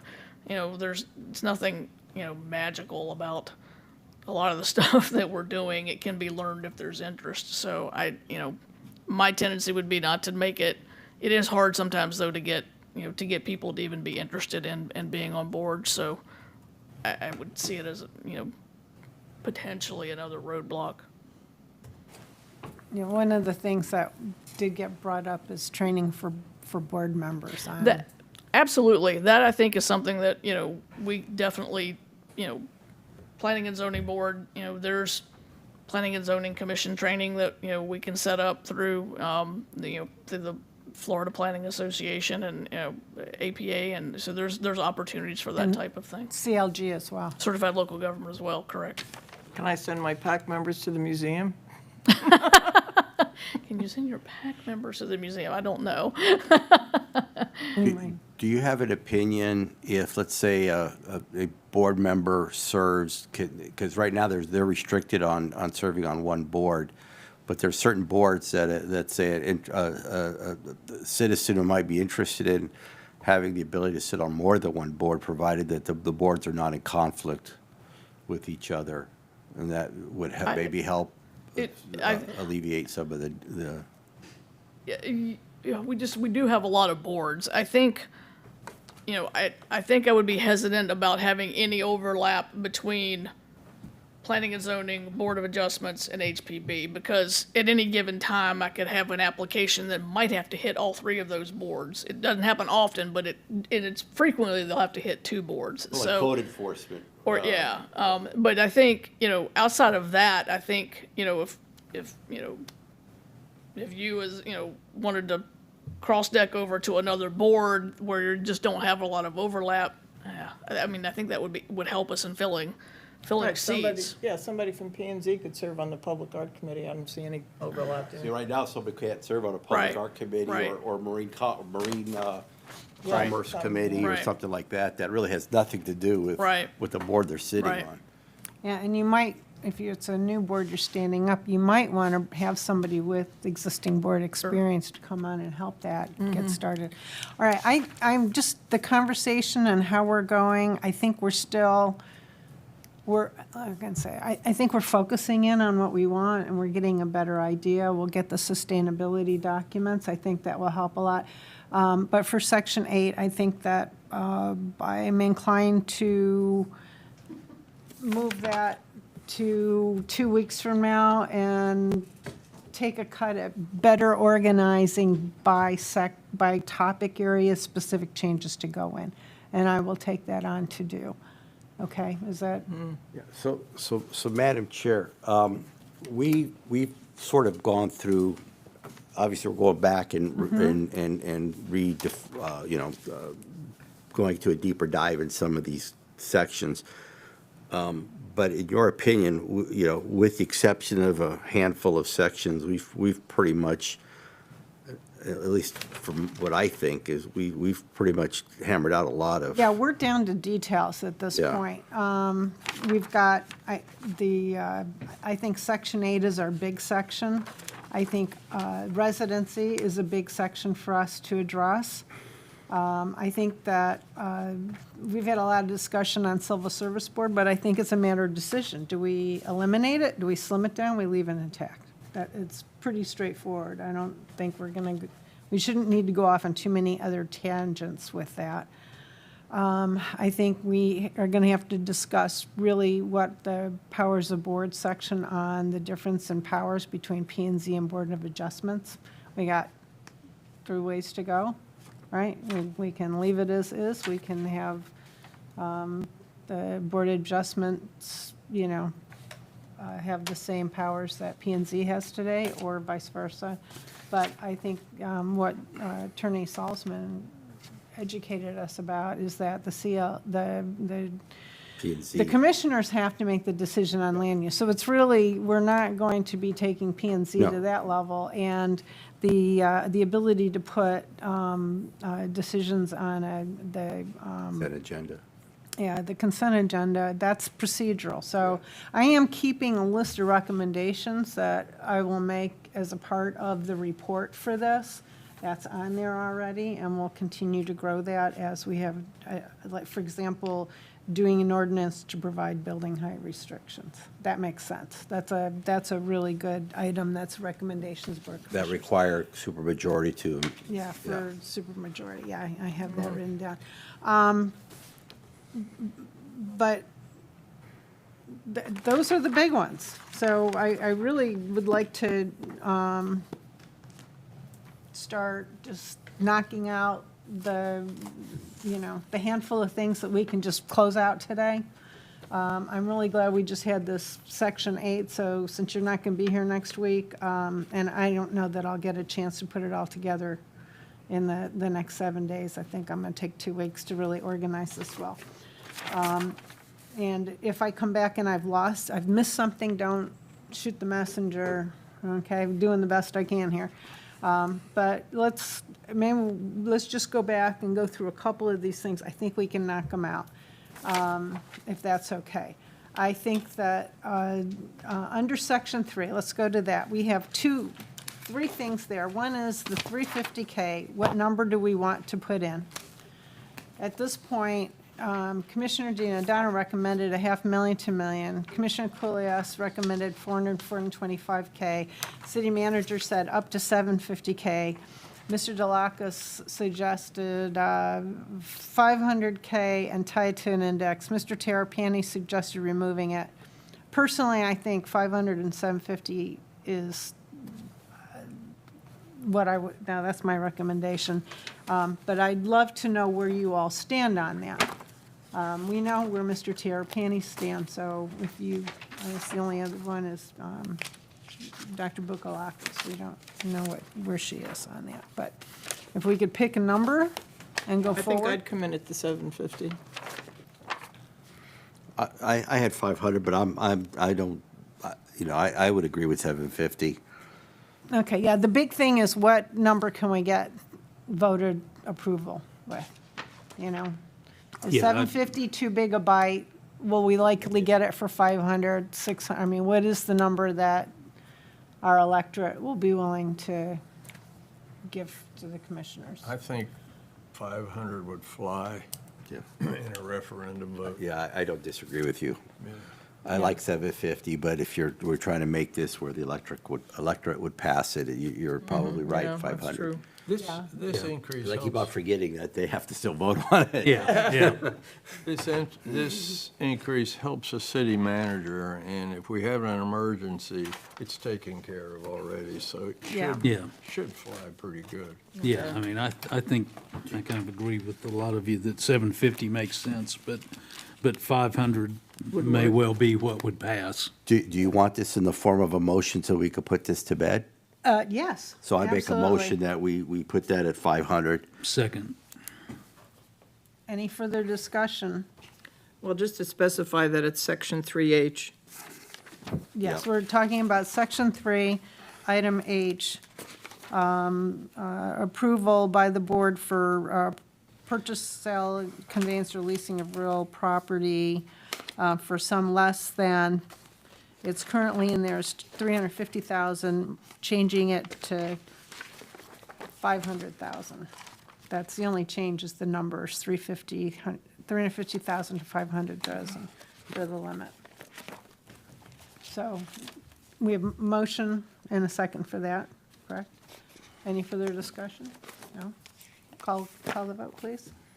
Ms. Jennings? Yes? Mr. Kaskoudas? Yes. Mr. Seaman? Yes. Vice Chair Colianis? Yes. Chair Root? Yes. Yes. Then, Okay, so 500, check. Okay, let's see, Mr. Terrapini has suggested a direct mailing. I'm going to push that because I think since it's his suggestion, he should be able to speak for it. The other thing here is adding dredge and spoil sites under Section B for eminent domain. what section is that, section 4? Section 3, we're in the same section, there's item B, acquisition by the city of real property under the powers of eminent domain exclusively for water and sewer utility easements, public rights-of-way, public parking, and storm drainage improvements. So they want to add, in addition to water and sewer, public rights-of-way, public parking, and storm drainage, to have, include spoil sites there. Okay, This- I'll move to make, No, just hold it. This is on tomorrow night's agenda for the Board of Commissioners. They're looking to buy a piece of property. Yeah, but that doesn't affect what we believe should be in here for eminent domain. We won't need eminent domain if they purchase it. Well, they may there not. could be other, but other, Okay, I'm with you. That's for today. That might not Okay. be for 10 years from now. That's good. Okay, could you continue with your motion? I'm sorry. right. I move that under Section 3, Item B, the words for dredge and spoil sites be included as being under eminent domain. I'll second that motion. Any further discussion? Can we call the vote? Ms. Jennings? Yes? Mr. Kaskoudas? Yes. Mr. Seaman? Yes. Vice Chair Kolianis? Yes. Chair Rue? Yes.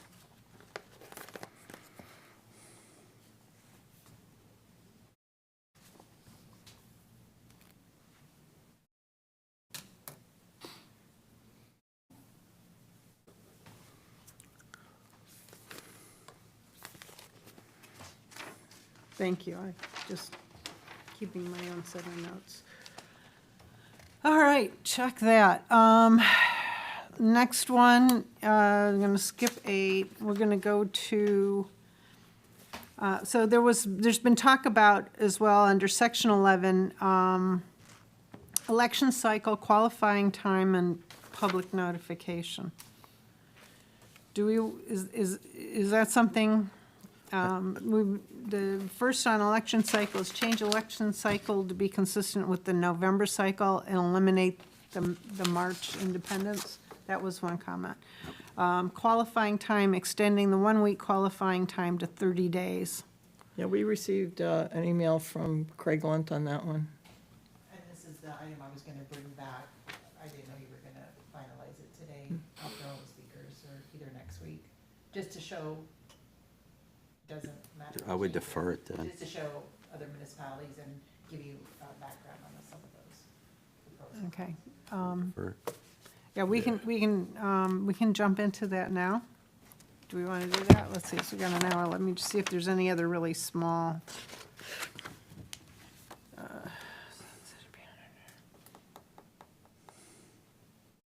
How difficult would it be if we were consistent with the November election? I know we talked, there was a discussion why it was changed before, but Yeah, there's a sentiment for the people who really like the March elections. It's because we have our own during that period of time.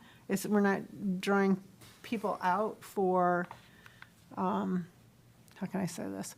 We're not just getting people who would vote in a national election, et cetera, people who are very focused on Tarpon Springs. That's the reason I'm hearing from it. yeah, I don't have a dog in that fight. I know, but On the the other- participation has been pretty It's been low. low, and I think you would Been get, very low. And one of the themes that we've heard from this board, especially from Mr. Terrapini, is that increased public participation is important.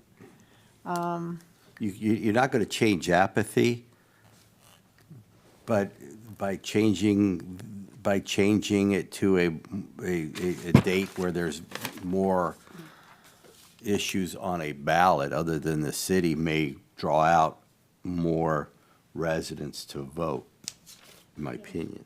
I agree with Mike on that. Yes. Yep.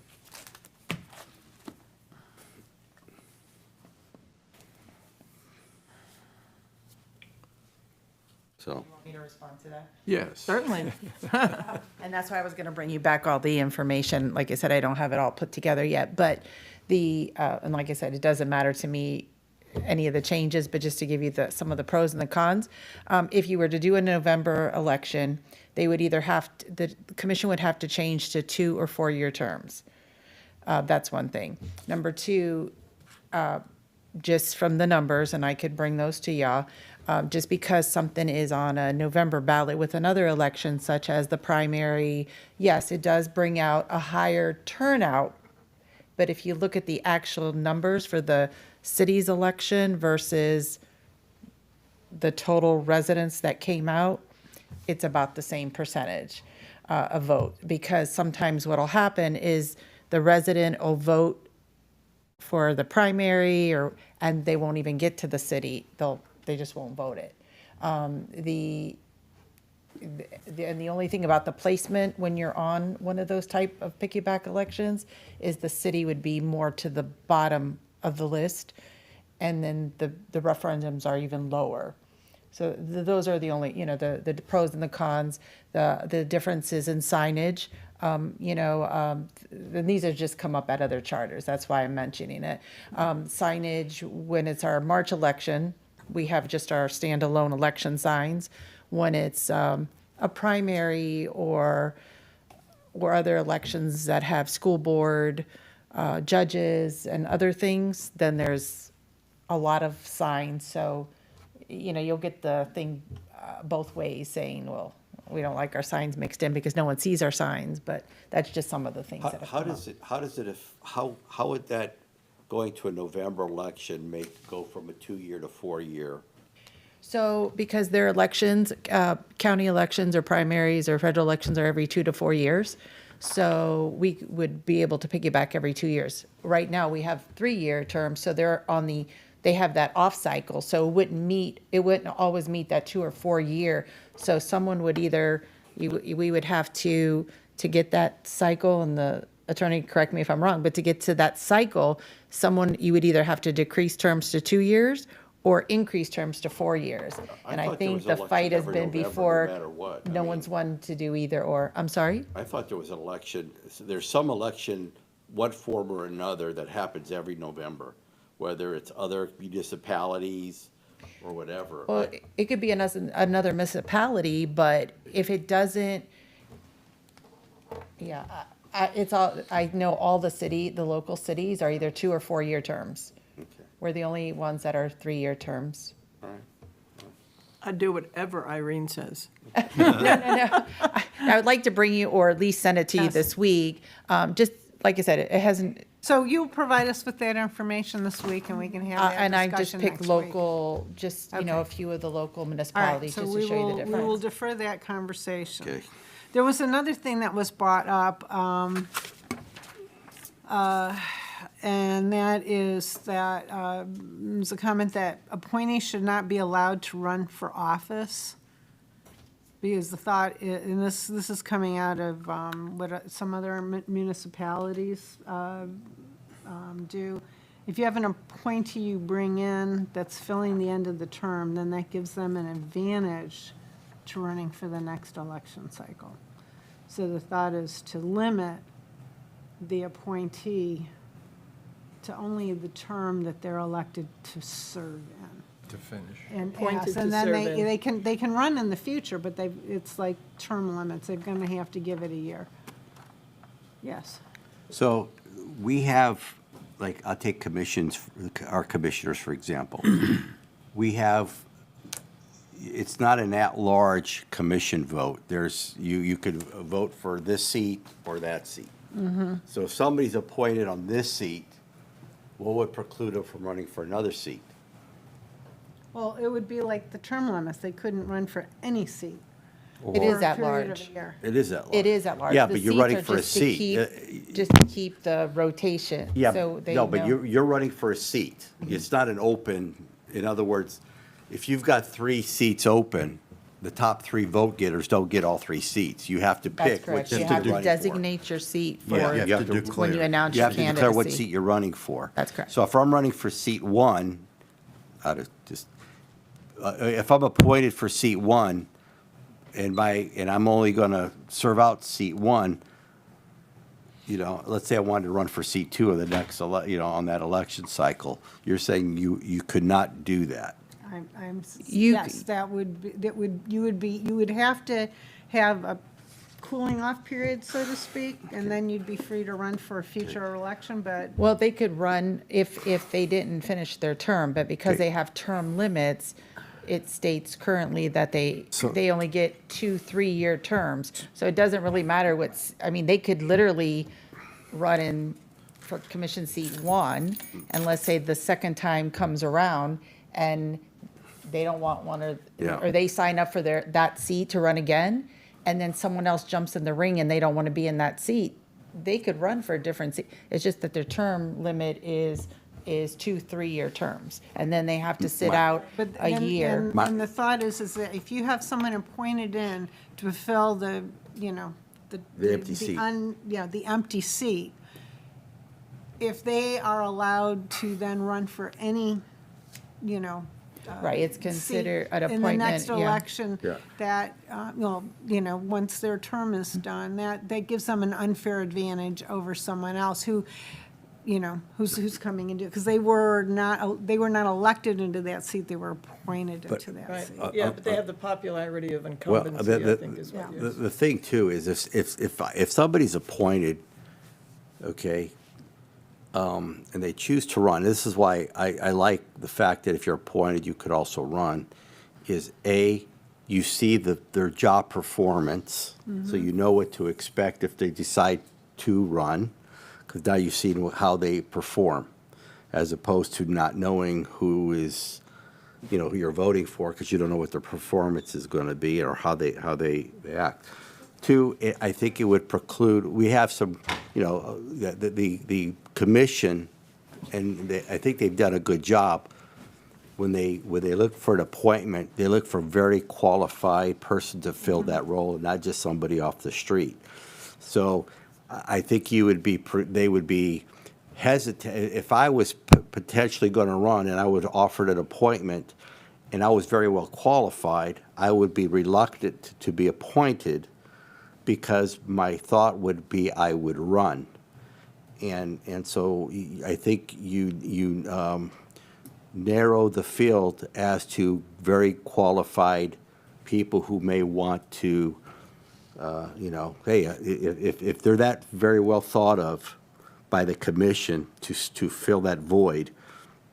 Well, my role here is to make sure that that all opinions I know, get but voiced, I'm so just that's voicing not mine. necessarily No, mine, no, but- I'm just voicing mine. No, and those are really good points. Does So- anybody else have anything to add to the discussion? Well, the other, it was brought to my attention over the weekend that the city of Madeira Beach's mayor resigned. And because of the kerfuffle over Form 6, everybody that remained on their council were all appointed. So the No, that's the role of mayor defaulted to an Beach, appointed then they would all vice be mayor. precluded from running. Yeah. That was St. Pete Yeah, Beach. they would all be Where's precluded Madeira from running. Beach? No. No. Not unless he resigned, like, Over the weekend. he did? Yeah, Sunday. Huh. Yeah, and that's a good point, because they would be precluded from running. You know, here you got you've lost a whole set of commissioners, Then you'd lose them all over lose again. them all over again, because none of them could run. And Right. there goes your experience, Let's see. so. Thank you, Form 6. So if somebody came up Yeah, and Madeira finished Beach mayor 1 year resigns. of a 3-year term and then decided to run, they're only going to get 1 3-year term after that. That's correct, because if you didn't serve the unexpired term, Yeah, then it would mess up the yeah. staggering of the terms. So they're really not getting anything if they run. They're No, not it's going just to get that 6 if years out of if it, they they're get gonna 3 months, a 3. week versus 3 years, it's all considered a full term currently. So we've discussed this.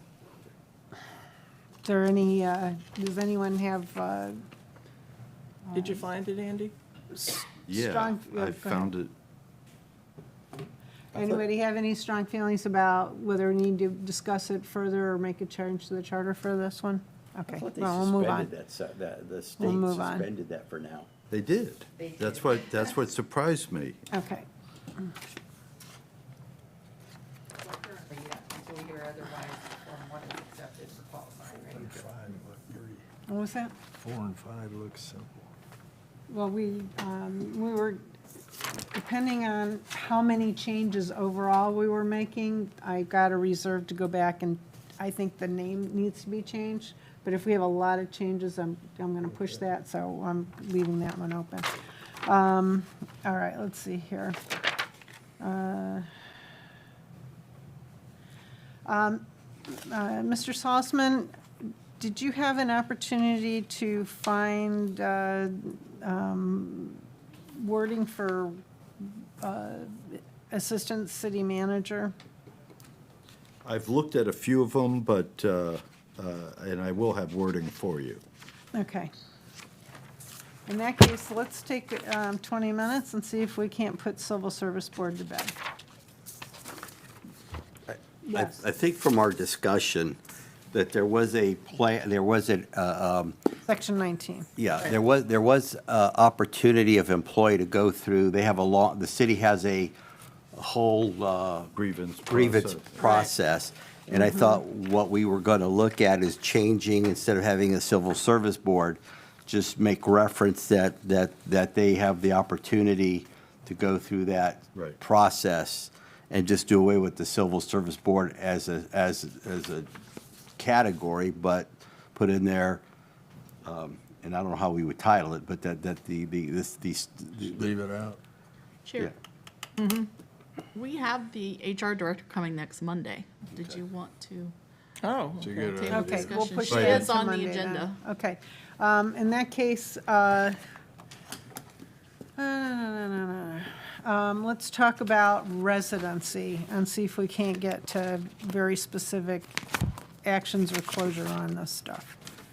Okay, so we've heard a lot about why there's residency requirements, and it really comes down to two areas, and that is emergency support and fabric of the community.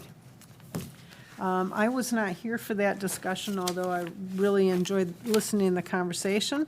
But my thought was, well, I've been involved with the Navy for almost my entire career. And that's an organization that requires residency, In the United States. okay? The United States Navy, that's right. You gotta live in the United States. But, well, no, it's more than that. I'm just kidding. You know? yeah. It's getting late in our meeting. you're right. Oh, we can stay focused for 20 more minutes. But They recognize the fact that, I mean, the U.S. Navy has ports in what's become very expensive real estate areas, right? Because it's waterfront and, you know, sometimes recreation areas, et cetera. From Southern California to, you know, the Pacific Northwest to, you know, East. Yeah. Virginia Beach. Yeah, we got Virginia Beach, we got, well, actually, all over Norfolk, we've got, you know, Jacksonville and Charleston and just places all over the place. So where they require residency, they also provide opportunity for housing for those individuals. And I didn't hear any conversation about that. But I think that in light of the individuals we may require to have residency here, that's something that should be considered. As opposed to just, you know, saying, you know, you've got to live close enough to get here in 30 minutes, or you've got to, whatever. If we're going to require somebody to live in our neighborhoods, but we're not necessarily willing to pay them so that they can have, you know, that they can afford to live here, then we need to look at how do we provide affordable housing that's appropriate for their status, for whatever. And- Another thing Anyway. is consideration of a concession on their real estate taxes or something of that sort. Oh, you can do that. I mean, the city Well, could that's- provide buy-downs on mortgage rates. They could provide all kinds of things. Well- Then the question is, what's fair? And the what would, federal you know, residents the allow? federal budget. And et cetera, you know, so, I will say is, you know, we're not the federal government that has the ability to print money. No, which we're the not. city did. But I think when we heard the discussion from the fire chief, we haven't heard from the police chief, where they identified necessity. I think he had a list. Yeah, yeah, he had a list. So we've And got I, it and here. I think through our conversations, we narrowed down what the residency requirement would be. And if they were current, like he said, he's got a, you know, his assistant fire chief lives on the other side of 19, not in unincorporated Tarpon Springs, or, you know, and that would preclude him. But I think the discussion from what I've heard from staff is absent the fire chief, police chief, city manager, or people that are grandfathered in, if they're promoted if they're promoted internally, they would be deemed grandfathered in. There's only a handful of people that we would require residency, and the rest would be, I don't know if we called it a 10 or 15-mile radius, live within a 10 or 15-mile radius. Yeah, he called it an area of mobilization. Yeah. That was basically, 12 miles. And, and, yeah, and, you 10, know, I wrote and- 10 to 15 miles or 20 to 30 Yeah. minutes. And he Yeah. gave his wife's job as an example of So, that. so, I could see us adopting something like that. For the emergency response, I agree. Yeah. I think that makes a lot of sense. Then the question is then, how about the other part of that, which is the fabric of the community? The need, for planning actions, I guess that falls on the Development Services Director. Do we need to require that they have a presence in the city that they're having so much influence over? I used to think pretty strongly that they had to be living within Tarpon. But the influence that your commissioners and board members have with regard to driving what they feel is the fabric of the community, I think outweighs what somebody lived outside of the area would try to push in Tarpon Springs. And I also look at the fact that so much of what the city does now is started with conversations with the citizens. The citizens are on the committees, the Yeah. citizens, it gets So acted by citizen-run boards, et cetera. And I agree with you. Yeah, it's hard for somebody else to come in and paint what they want Tarpon to be when the commissioners that you vote for and the people that sit on these boards have a lot more pushback than I think they've had before. Well, I think by the very nature of their professions, they're contributing to the fabric of the community. The fact that, they work here, you see them on patrols, you see them at city events, just the fact that, they don't live here, I don't think that affects their impact on the fabric of the community. Okay, so, Let me add something. yes, please do. During that meeting, I think we, after speaking and listening to the fire chief, he recommended a 10 to 12 mile radius.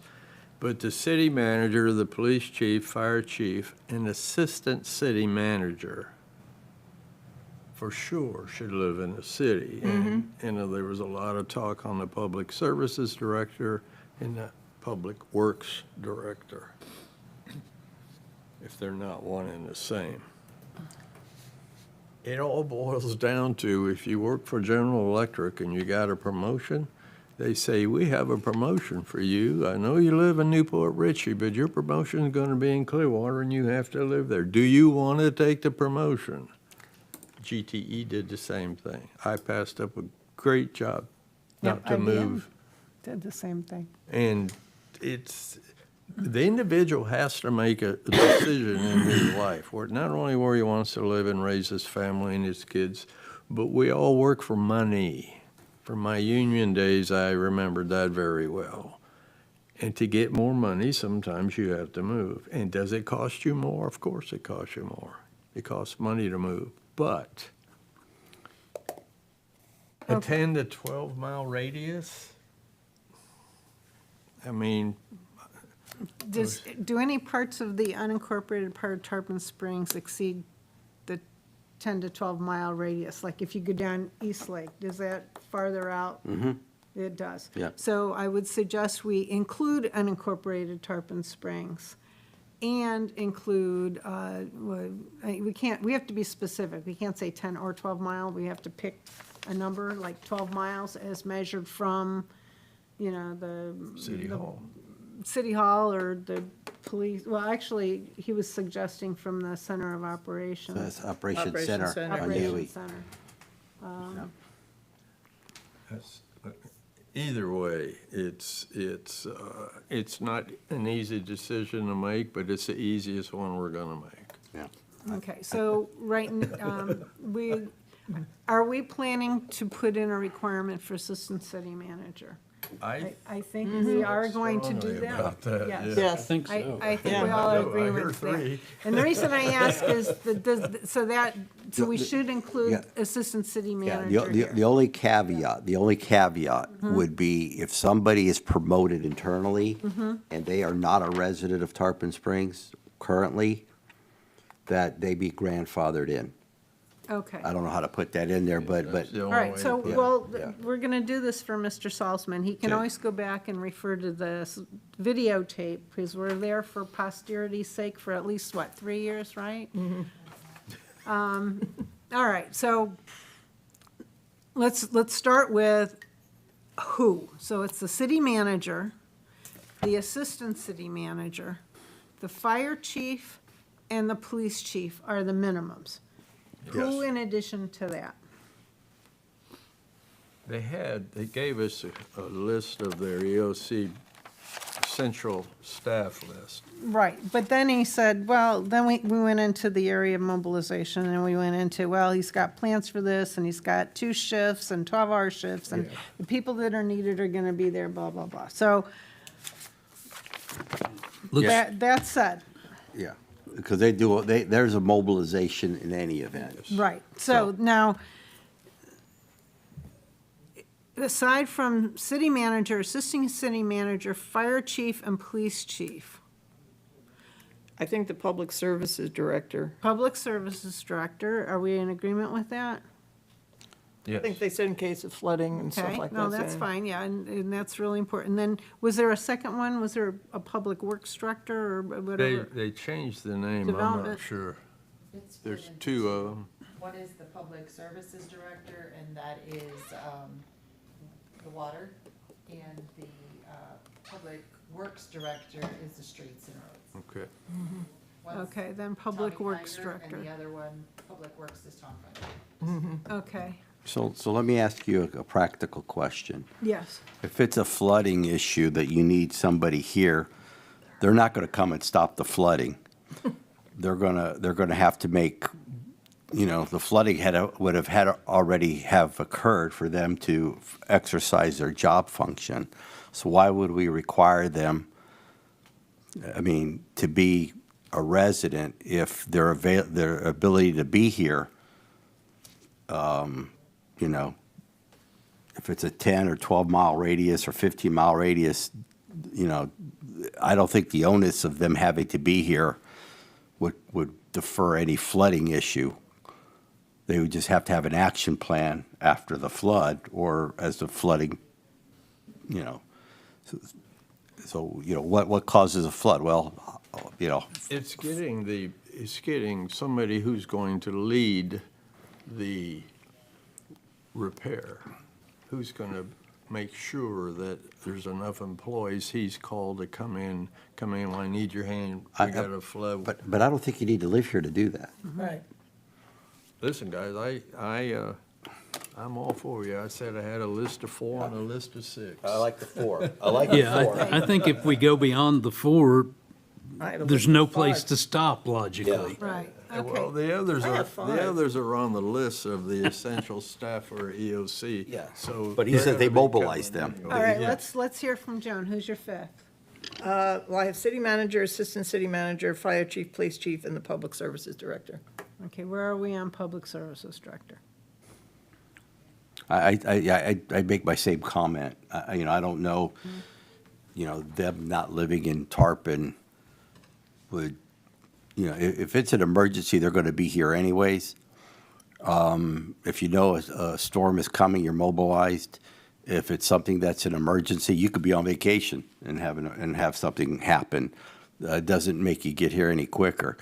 I just, when you got a good public service director, I don't think it had anything to do with the fabric of the community. I just think it's just whatever their job function is, and I just don't think they're, them living in the city would be any benefit or negative of not residing here. That's just, Okay, is this residency or emergency? Residency. Oh, I'm saying, Residency. okay, no, then I take them off. Okay, yeah, we're not establishing emergency personnel, we're Okay, I'm establishing sorry, I residency. misunderstood. Okay, All right. so we have our top 4 for residency, All right. okay? We're all in agreement with that list? Mm-hmm. All right, I have a thought, if an existing staff person who's not a resident moves into one of those 4 positions, and we give them an exemption, should we at least include that if they do move, they need to move in to the city? Okay, so let's go to the next section and talk about the exemption part. Okay, right now we have an exemption for employees employed prior to March 14th. Mike had suggested that if someone gets promoted in, the exemption applies. And now Merle is suggesting that if they move and they're in one of those positions, the exemption does not apply. Yeah, in a lot of cases, when you're grandfathered for something, that's the case, if you choose Okay, to change the situation. okay, well, yeah, any opinions on that, any commentary? Actually, it's going to be easy because the 4 that we're talking about all are here now. Yeah. So. Yeah, there but won't we be have any- to consider what's going on down the road. except for an assistant city manager. Won't be a problem. We won't be picking them. No, listen, if the assistant city manager says, I'm only 12 miles away, would I give him my vote? No. No. No. I mean, Come on. But there may we're- be an we're assistant a city family. manager that the city brings on that's a current employee. Okay, so if an internal city personnel is promoted into one of the 4 positions, they are grandfathered into the exemption. Should we call them essential positions? Well, I just say one of the Yeah. 4 positions, Okay. the critical 4 positions. And our illustrious city attorney is going to make this sound really good. They're grandfathered into the residency exception. And to the extent they, All right, hold on, exemption. All right, however, if one of the exempted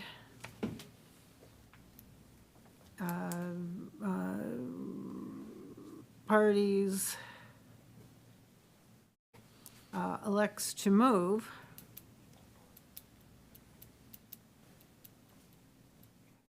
the exemption shall not apply. residences, or change residences,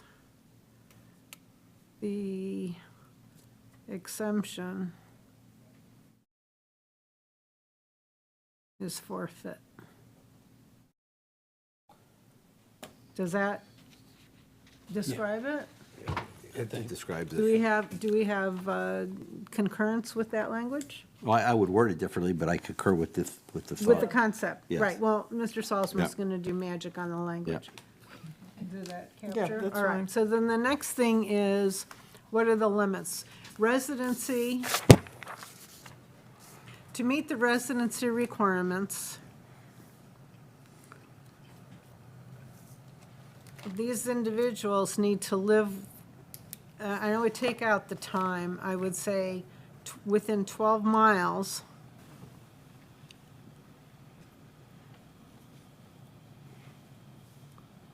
now what should we call it so that if the name changes, it doesn't drive a change to the charter?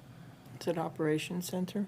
Well, that name could change. Located in the UE Operations Center, 'cause it's on UE, isn't it? I'm Yeah, but what concerned if that it that moves? name You're might putting it in the change. charter. What? What if it moves You're putting it in the charter, what if it changes its name? Well, like if it's the police station or the primary firehouse or something, I mean, that but- can move, but the name's not going to change, so Let's the be honest, location. I mean, Emergency Operations Center. it could, yeah, Emergency Operations Center. Emergency Operations Center, all right. Will everybody know what Emergency Operations Center means? Okay. Well, that does bring up an interesting point. You know, what if it's moved out by the RO plant? Then your. Then your 12 radius miles from there, changes? Right. Yeah. I was almost gonna say, why don't you just put it from City Hall? Yeah. Okay, we'll do that. Because City Hall is always gonna exist, And it's pretty central. and it's gonna be central, because we wouldn't put it out some remote part of the city. Okay, so City Hall, within 12 miles of Tarpon Springs City Hall, or within the incorporated and unincorporated Tarpon Springs limits. Yeah, I think that's key, the unincorporated, because then that's what some of the complaints have been. Right. Yeah. Well, we're going to allow them to be in the unincorporated which is if it's helpful, yeah. outside that 10 mile or 12, what are we, with 12 mile limit. Okay, And we're talking about Public Works. hold on, we're not there yet.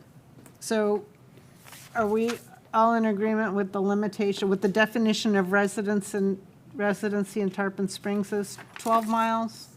The requirement is 12 miles of City Hall or unincorporated Tarpon Springs. The limits of unincorporated, okay. Yeah. We agree with that? What- Yeah.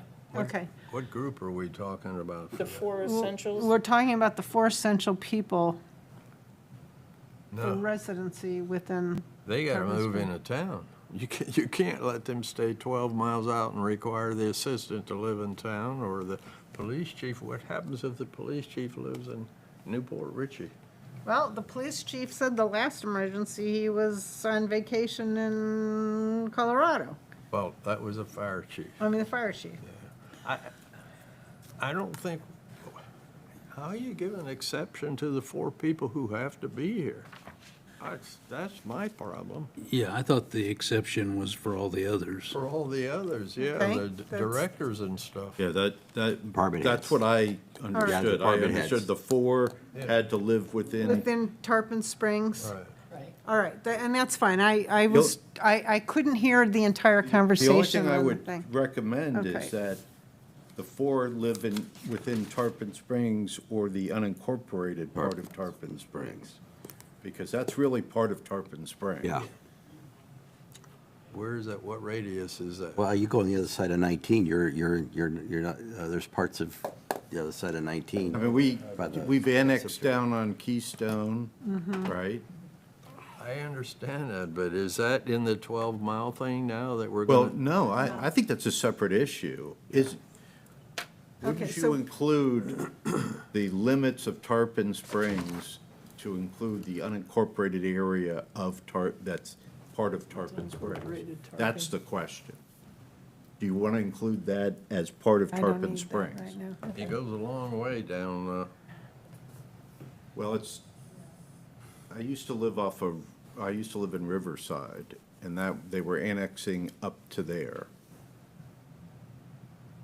I don't know where that is. That's off of Keystone, between Cypress Run and, I'm trying to think of the name of the church that's right there. I tell you, from that location, depending on how you hit lights, you can be at City Hall faster than I can be out in Point Alexis. Yep. Oh, I guarantee you. I guarantee you that's not even a question. I You know, can, and. because you're only hitting really the 19 light of any substance.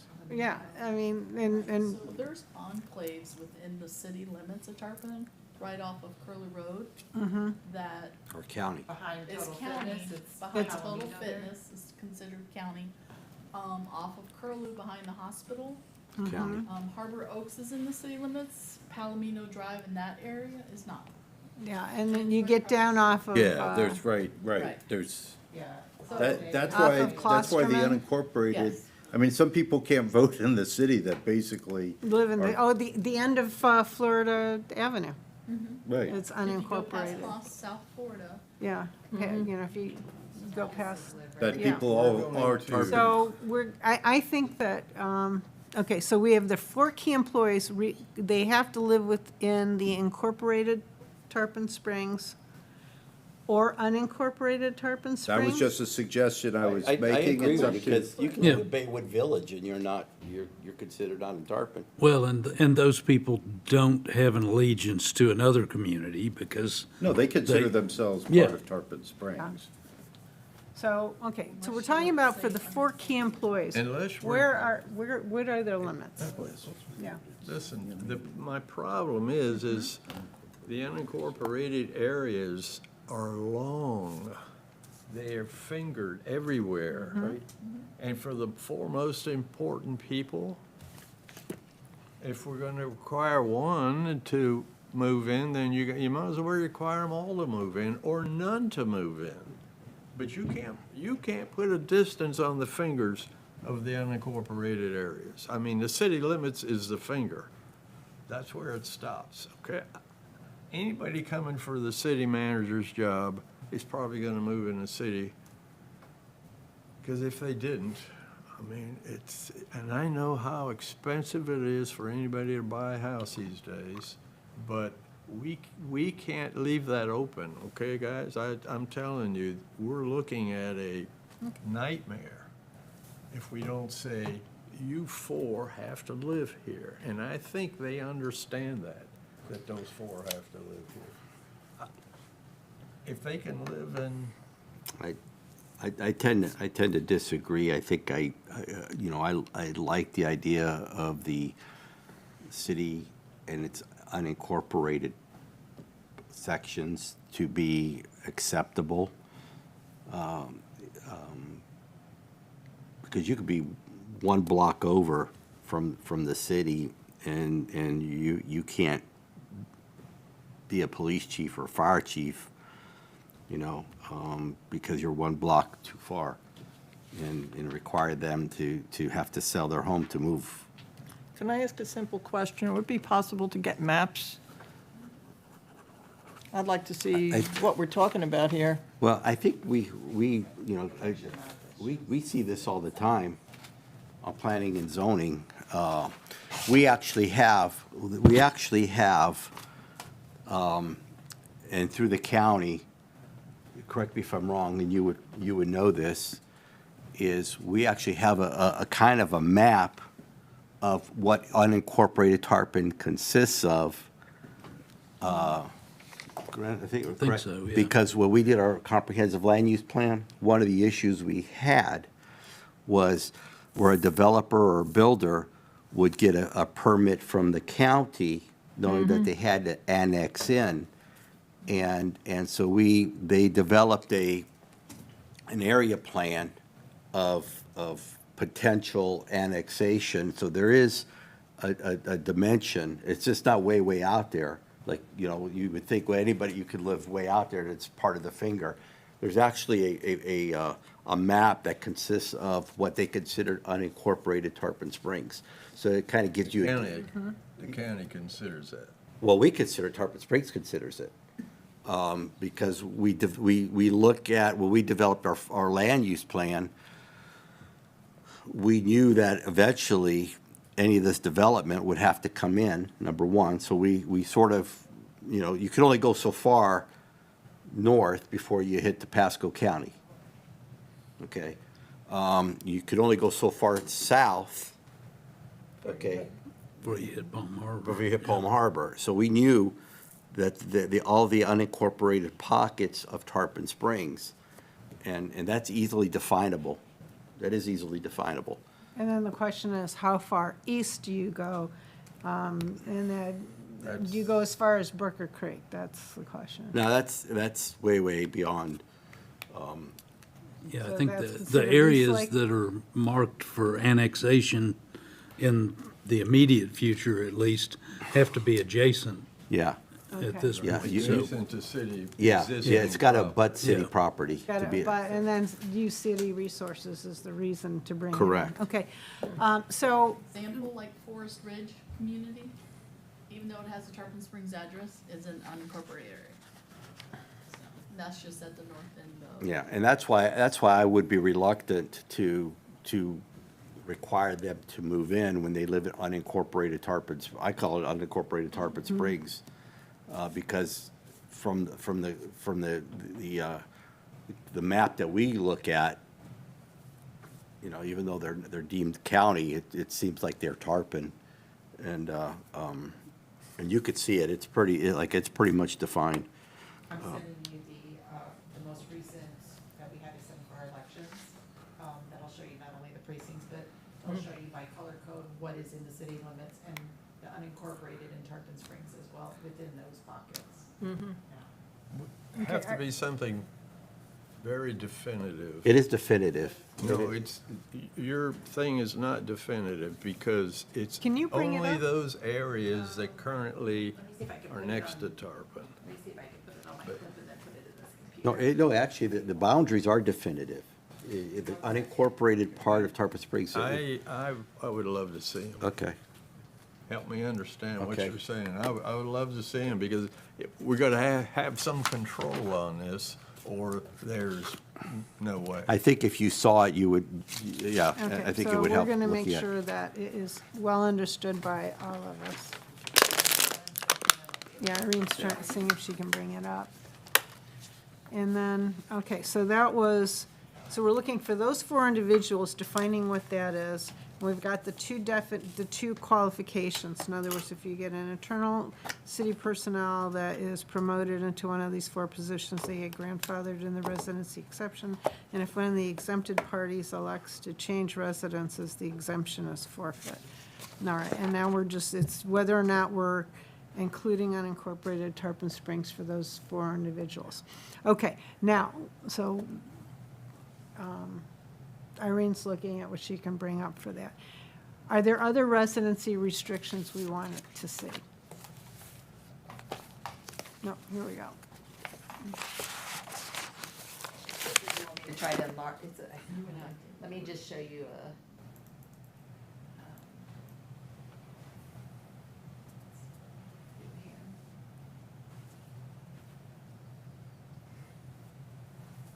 Easier looking behind you.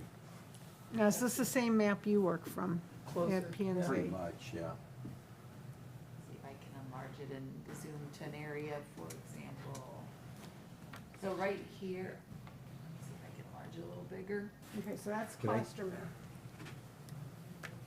Let me, if you make Right it here, smaller, I could probably the- define it. Yeah, let's make Florida that Avenue smaller. that you were speaking of is right here. Yeah, Okay, so- And see, that's the unincorporated, but this is Florida Avenue. yeah. Where's, can you make it a little bit smaller to show the What's, section? Yeah, Where- zoom back out. okay, okay, this is Klosterman, right? Klosterman. Right. Is this Klosterman? Yeah. Okay. That's Klosterman. Okay, good. So Klosterman, you can see this is unincorporated, that's unincorporated, that's unincorporated. And here, The yellow is that incorporated. the yellow is incorporated. So our boundaries are, the blue boundaries are, because we have properties out here too, this is beyond 19, isn't it? Wow, Mariner Village is incorporated? That was county. Yeah, Her it's yellow, village is that's in what I the was city wondering. limits. Oh, It's Mariner got a Village, yeah, gray that's line around. incorporated. Yeah, That is incorporated? yeah. Yeah. Okay. Over there by, what's across from the college, that subdivision, Rolling Oaks? Rolling, that's A lot of incorporated. those streets, Veronica or Verona or something like that, those are all right here. Can you move it this way? Yeah, hold on. Sorry. Okay. Okay, the yellow's all incorporated, see the white up in there? On the other side of 19, that's all unincorporated, And up here is, this is Tarpon Avenue that's Tarpon area. Avenue. These areas are not. And that, see that, and you go more to the right, Sorry, this is not.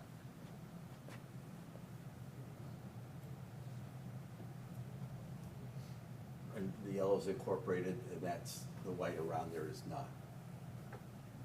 Yeah, all the annexations have to touch to be annexed in, or what do you call that? There's a name for that. So, in the white here on the edge, That's on the other side, that's like, obviously, that's East Lake. Yeah, that's way, that's Lake Tarpon. Yeah, it's like, this is So all like, East Lake. Sail Harbor's up in the corner. It's not in the city, but, See, so, yeah, Sail Harbor yeah. is unincorporated. yeah. Yeah.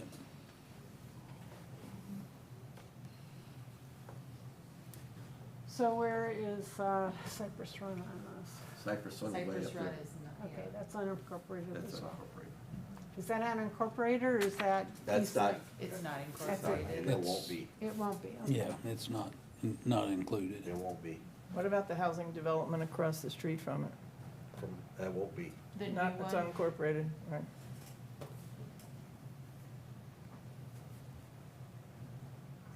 That's pretty well defined.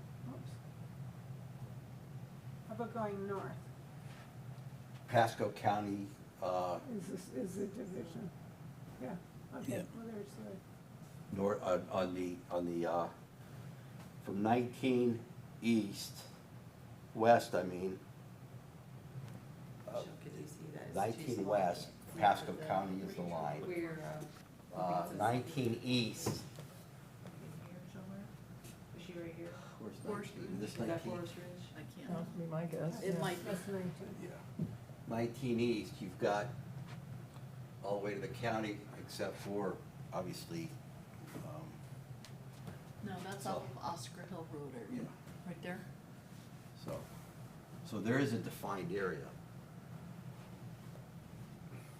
So in the charter, we're going to identify those defined areas?